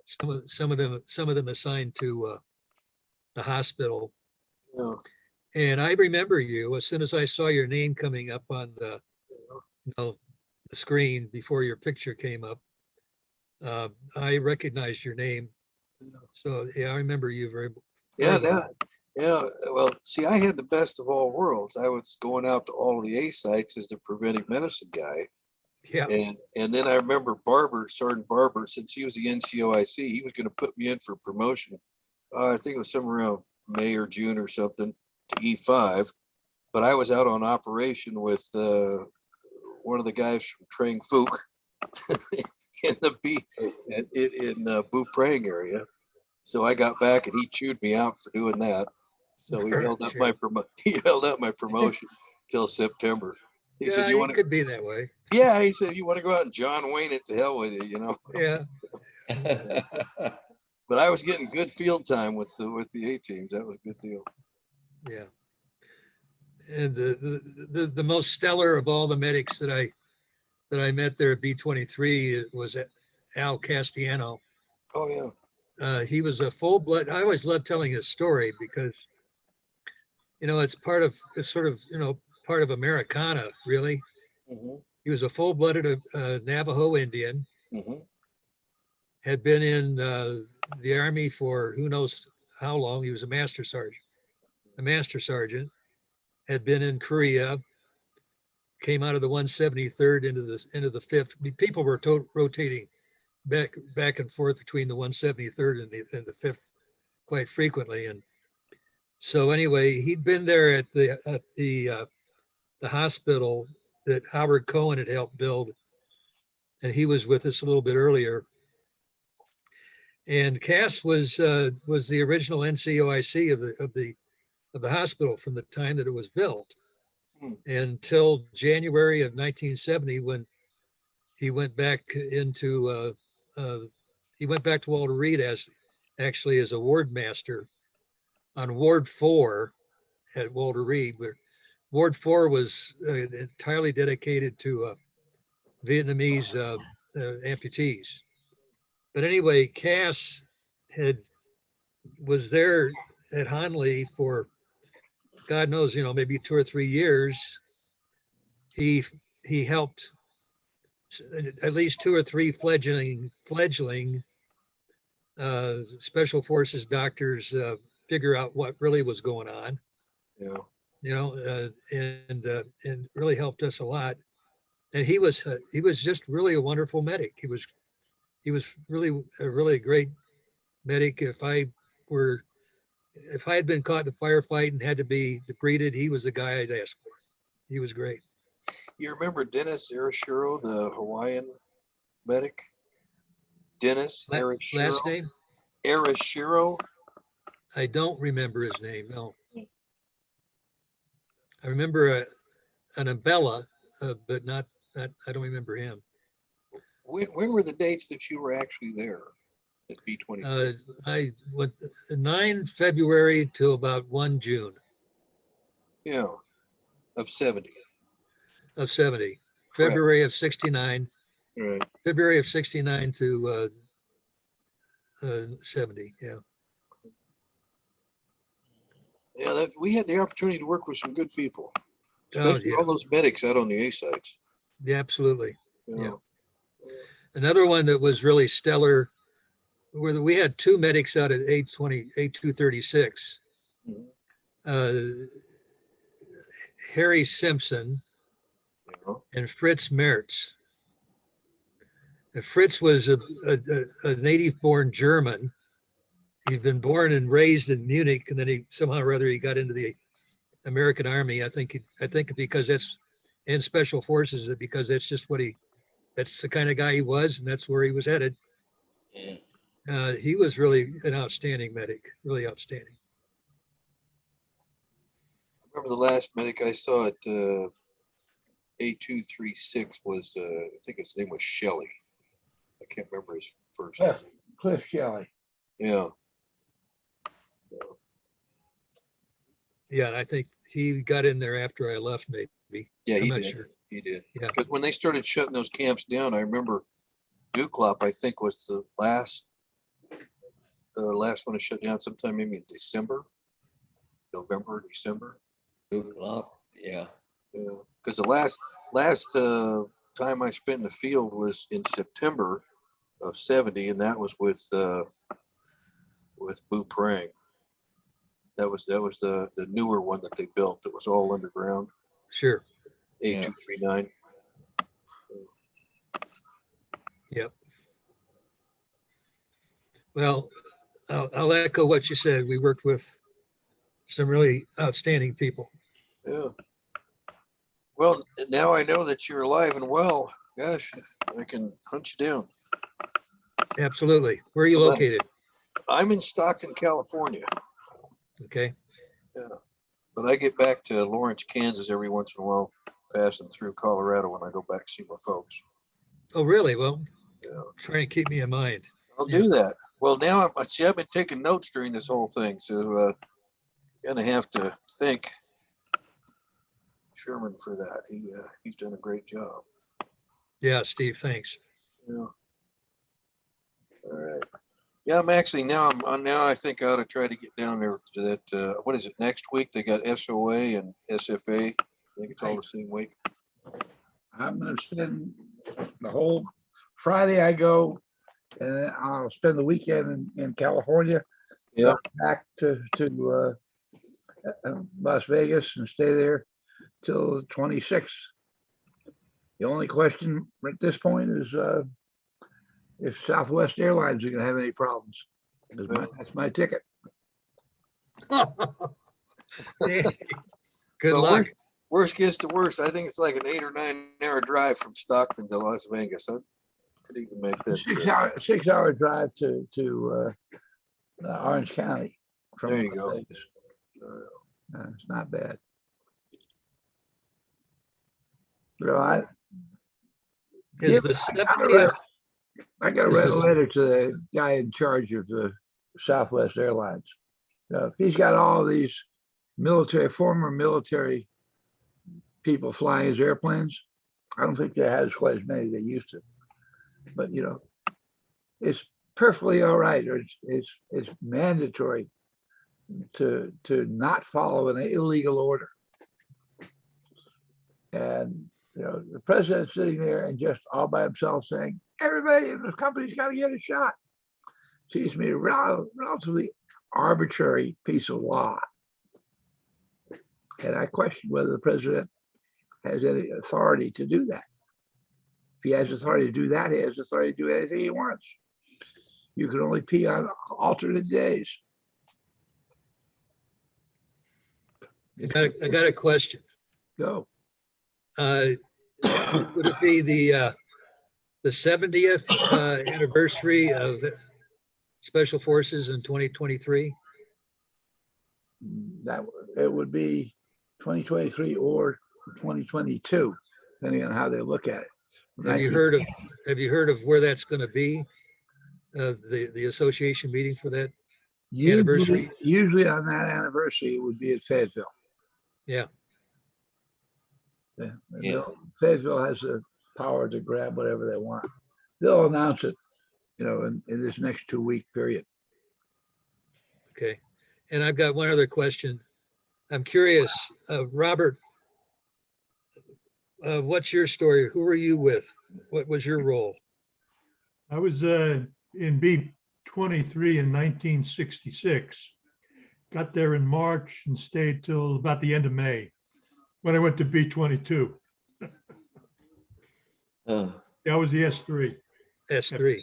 at B-23, yeah. Good old days. Good old days. Who was your Thanks. commanding officer? It started out, the first guy was Major Hussey, Hussey. oh. I Yeah, am those disappointed that Link German didn't join us. He was the last CEO of B-22, B-23. Yeah, he was. And I spoke to him and I got the impression he was going to join us. But as I think I mentioned here earlier, all these people who would really get shot at in Vietnam are reluctant to click on a link on the internet because it's too scary for them. They are. When you talked to Another when you talked to him last, how did he sound? Was he sounding strong? Everything I talk to him fairly often for various matters, and he's always sounded good.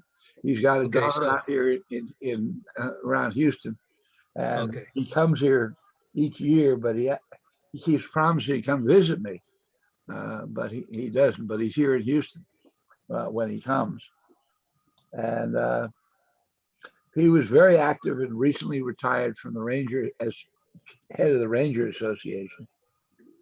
But he's not doing that right now. And some years ago, I did a thing at the Washington Press Club, and I asked him to come and moderate it for me. I wasn't there, but the people I had at the press club, he put on a presentation, and he moderated it. So, you know, that's good to hear. That's great.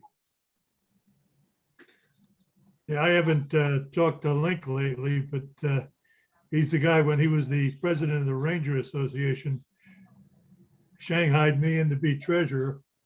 I ended up with the job for 12 goddamn years. 18, I finally got out. Yeah, I was the treasurer 12 years, boy. It was good though. Enjoyed it. well, is that where you got your interest in numismatics? No, that goes back a while, back from the 70s.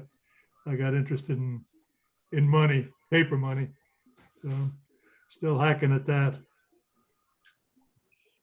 But, yeah, I got to talk to Link because Link and I go way back. We we started out in the 7th together, and then we were in the 5th at the same time. And then later on, he actually worked for me when I was chief of the counterterrorist branch in JCS, and he was my Army guy. Yeah, we had a lot of good times together. That's why. Yeah, I got to talk to him, see how he's doing. I was kind of worried that maybe he was, not well, because I hadn't heard from him for a long time. But obviously, I hadn't made any freaking effort to get a hold of him. But I should do that. I should reach out to him. I mean, I call him up. I'll get him or his wife, and both of them sound fine. Good. That's good. Glad to hear that. Yeah, he had a big operation back in 2019. That's all past, it sounds like. That's good. I got out of the ski school up at Camp Hale, Colorado. And that's what really triggered my mind into going to the 10th group in Bateaux. And I was just told outright that I could not go to Bateaux because of the fact that I was a Negro. And he says, you'd be standing out like a big fat target if you were in Bateaux. And he says, no, you can't do that either. Well, my first tour of duty in the Army, I was in Germany. And I got to meet the Desert Fox's son over there because he used to come up and watch my outfit doing this attack on the backside of a hill. And I got to meet him. And in 1963, I carried my company to Germany on a reforger operation. And I was standing in the lobby of the Nuremberg airport. I was standing there,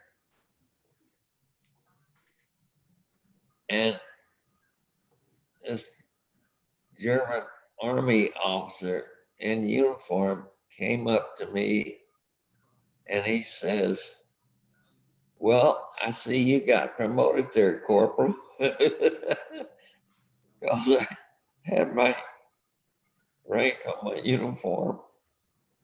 And it turned out it was Bateaux, the Desert Fox's son. He was the chief of staff of the German Army. And he came up to me and he recognized me. And he says to me, he says, well, Corporal Orby, he says, I see you've gotten a few promotions yourself. And I was the first sergeant, and I had on. And I looked at him and I says, holy mackerel. I says, it looks like you've been promoted there too. You're in the German Army. Hell, you're the chief of staff of the German Army. That sucked. That really sucked, yeah. Yeah, and I'm going, holy mackerel. Well, I'm shaking hands with him and we embraced a little bit. And this Army colonel came up to me and asked me, he said, do you know who the hell you were talking to? I said, yeah. I said, that's the Desert Fox's son. Yeah, there may be some stuff in the PO box today. And I used to watch him train when I was with the 9th Infantry Division Guy who sent the letter in to the press, and I think he sent Germany. one of the items I got coming. And this colonel, he was speechless. He went into shock. I thought I was going to have to do something to get this guy breathing again or something. This is an American full colonel. But he came up to me and he remembered me real well. And he says, well, Corporal, I see you have a few promotions yourself. And here he is, the chief of staff of the Bundeswehr, the whole German army.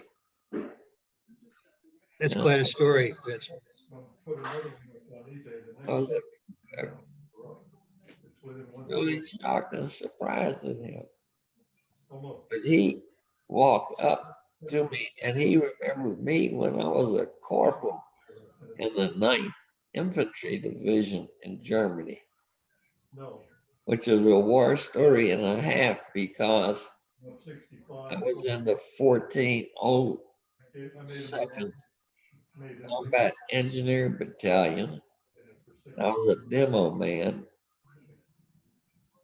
And we were sent to desegregate the 9th Infantry Division. 1402nd was the last all black outfit in the United States Army. And we were desegregated when they sent us 3 Mexican guys to desegregate the 1402nd. And they turned around and sent us to Germany to desegregate the 9th Infantry Division. And we got in Germany and I wound up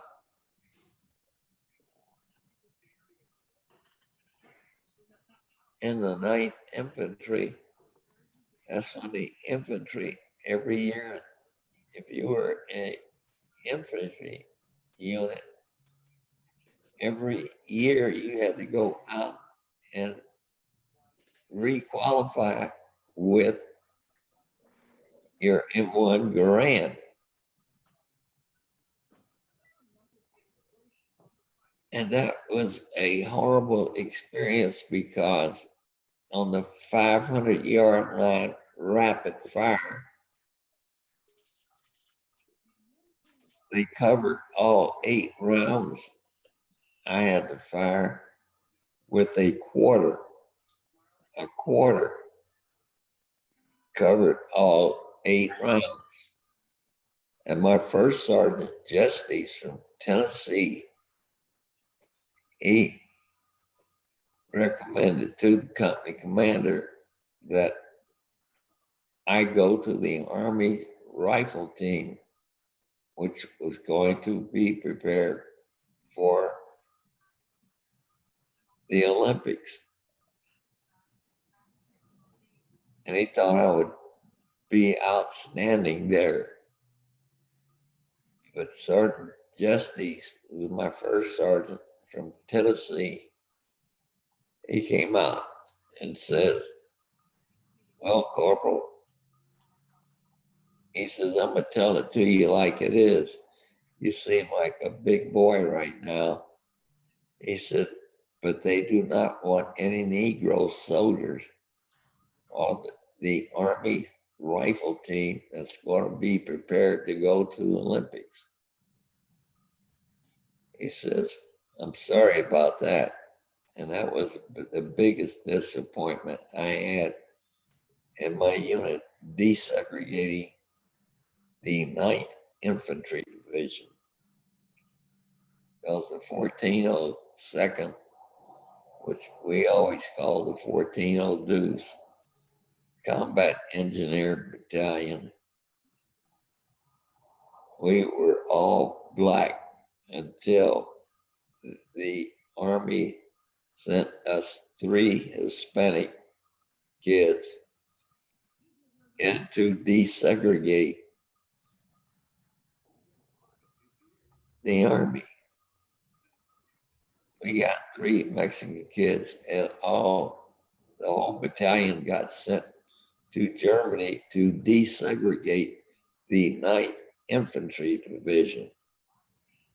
And the 1402nd was the very last all black unit in the United States Army. Vincent, what year were you at Camp Hale? Camp Hale, What year? 1955, 1956. I went to ski school. Well, you know, there's only the foundations of the buildings are left there now. It's a national memorial area, and it's used as a trailhead for a number of really, really steep climbs. Huh.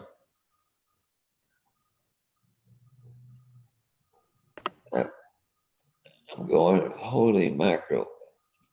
I went through ski school there,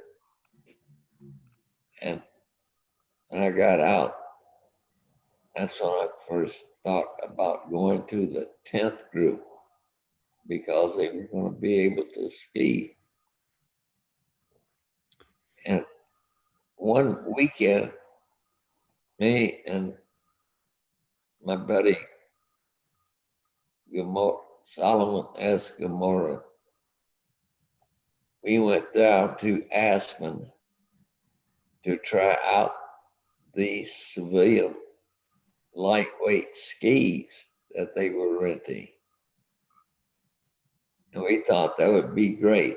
So we got lifted up to one of the mountain tops.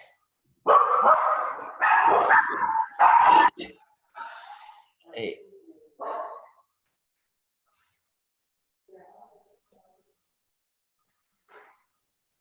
We went up there.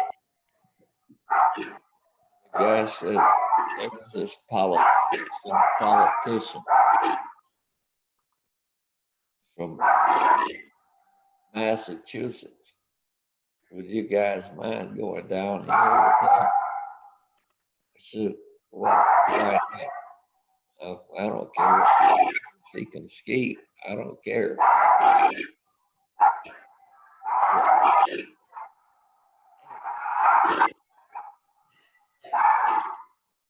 Hey.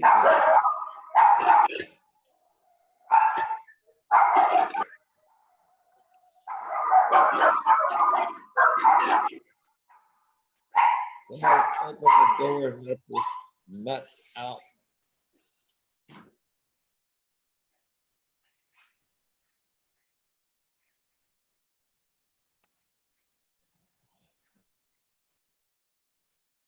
We get that.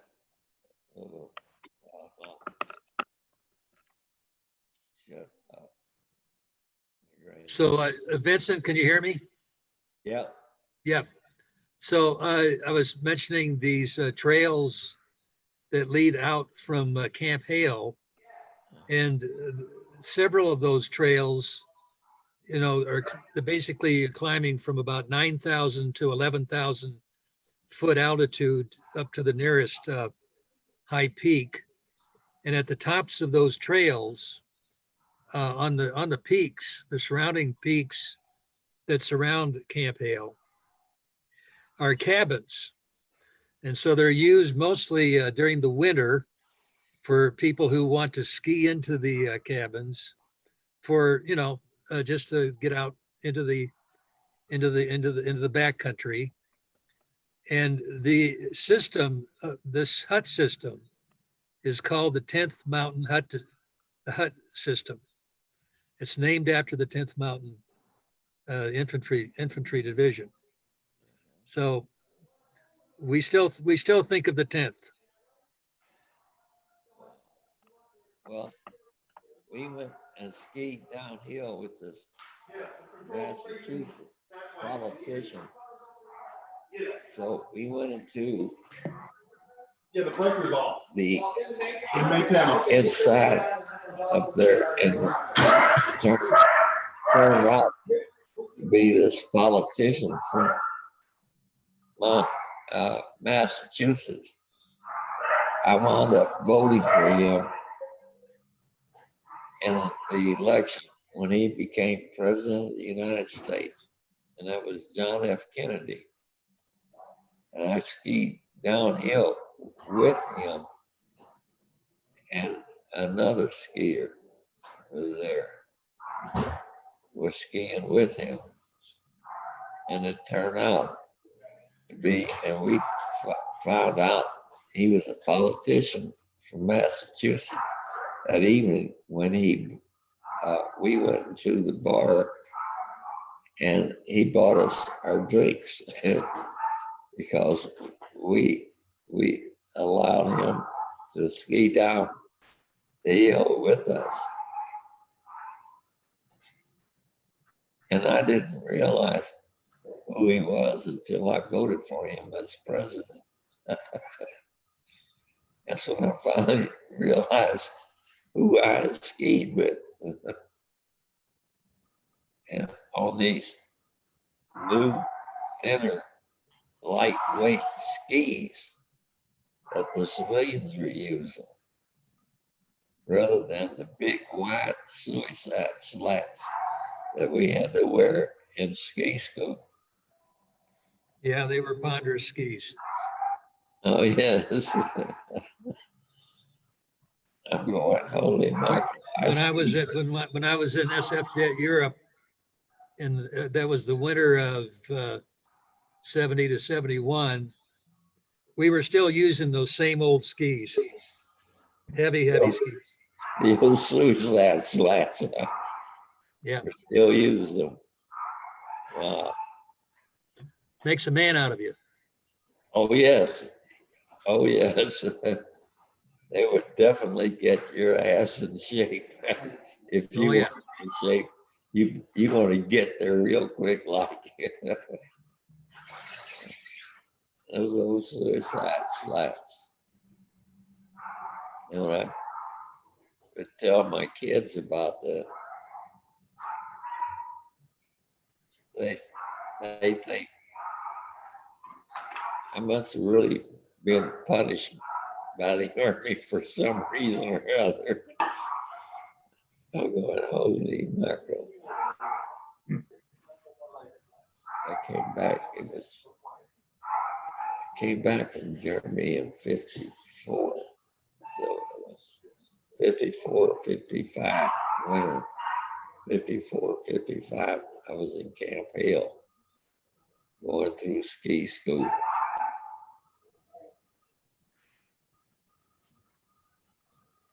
Hey, Steve. Right. Would you like me to help you on that MOPSA project? Love it.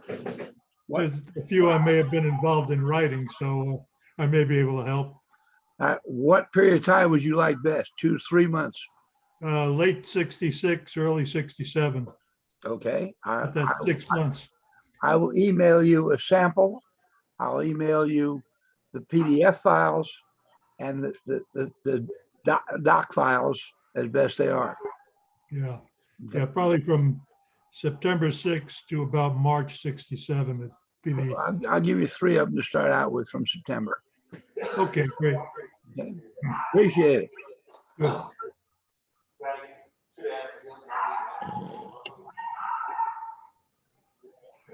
But you guys are making me feel like an old fart.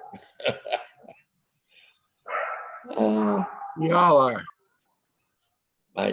This one doctor that they assigned me to over here in Phoenix told me, he says, open your mouth and let me check you out. I said, okay. I did. And he said, damn, These are your old regular teeth. These are your regular teeth. You got all 28 of what's left. The Army went and pulled my wisdom teeth, all 4 of them out one day while I was still in the Army. And that was in 50 something. I don't remember. And he told me, he says, you're going on 84 years old here this month. You're going to be 84. I said, yeah. He says, you're in better shape than a lot of my 45-year-old patients.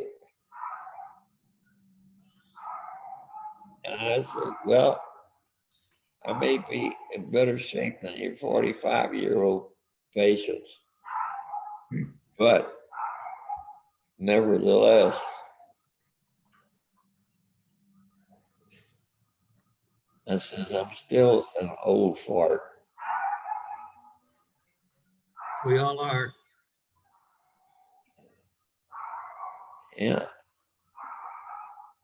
Hey, Steve. Okay. Yeah, Go ahead.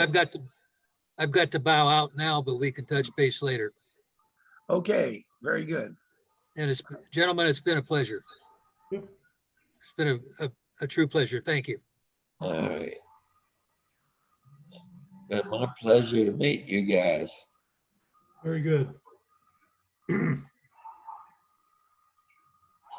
Especially with B-23 was my B detachment down in Pleiku in 1969. But I got pulled off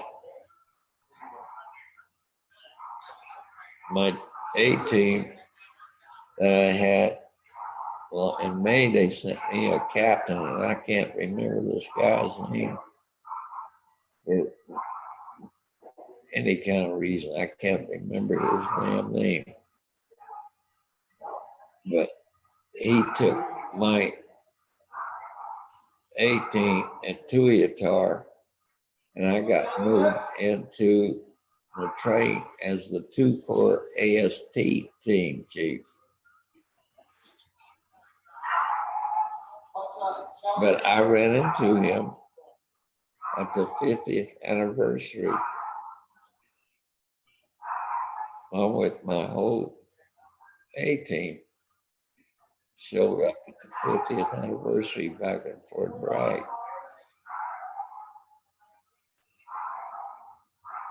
And I cannot remember these guys' names that served with me at Tuiutar. They were all A231 team members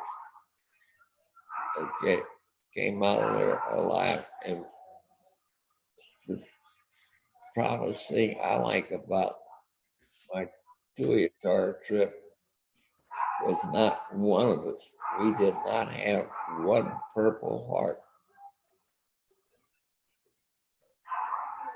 And when gunships came in and we were directing their fire,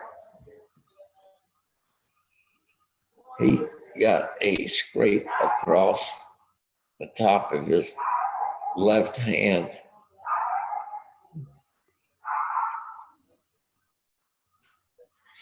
And wanted me to put him in for a Purple Heart. I said, I will give you a damn court martial before I give you a Purple Heart. For that, it was just like a burn across the top of his left hand. Hey, Steve, I got to run. I'm going to check out of the net now. Great talking to you guys. I'll try to get something out to you tonight. Okay, terrific. Okay. All right, I guess it's just you and me. I think everything else is closed down here. Okay. All right, Vince, good to see you here. Glad you were able to make it.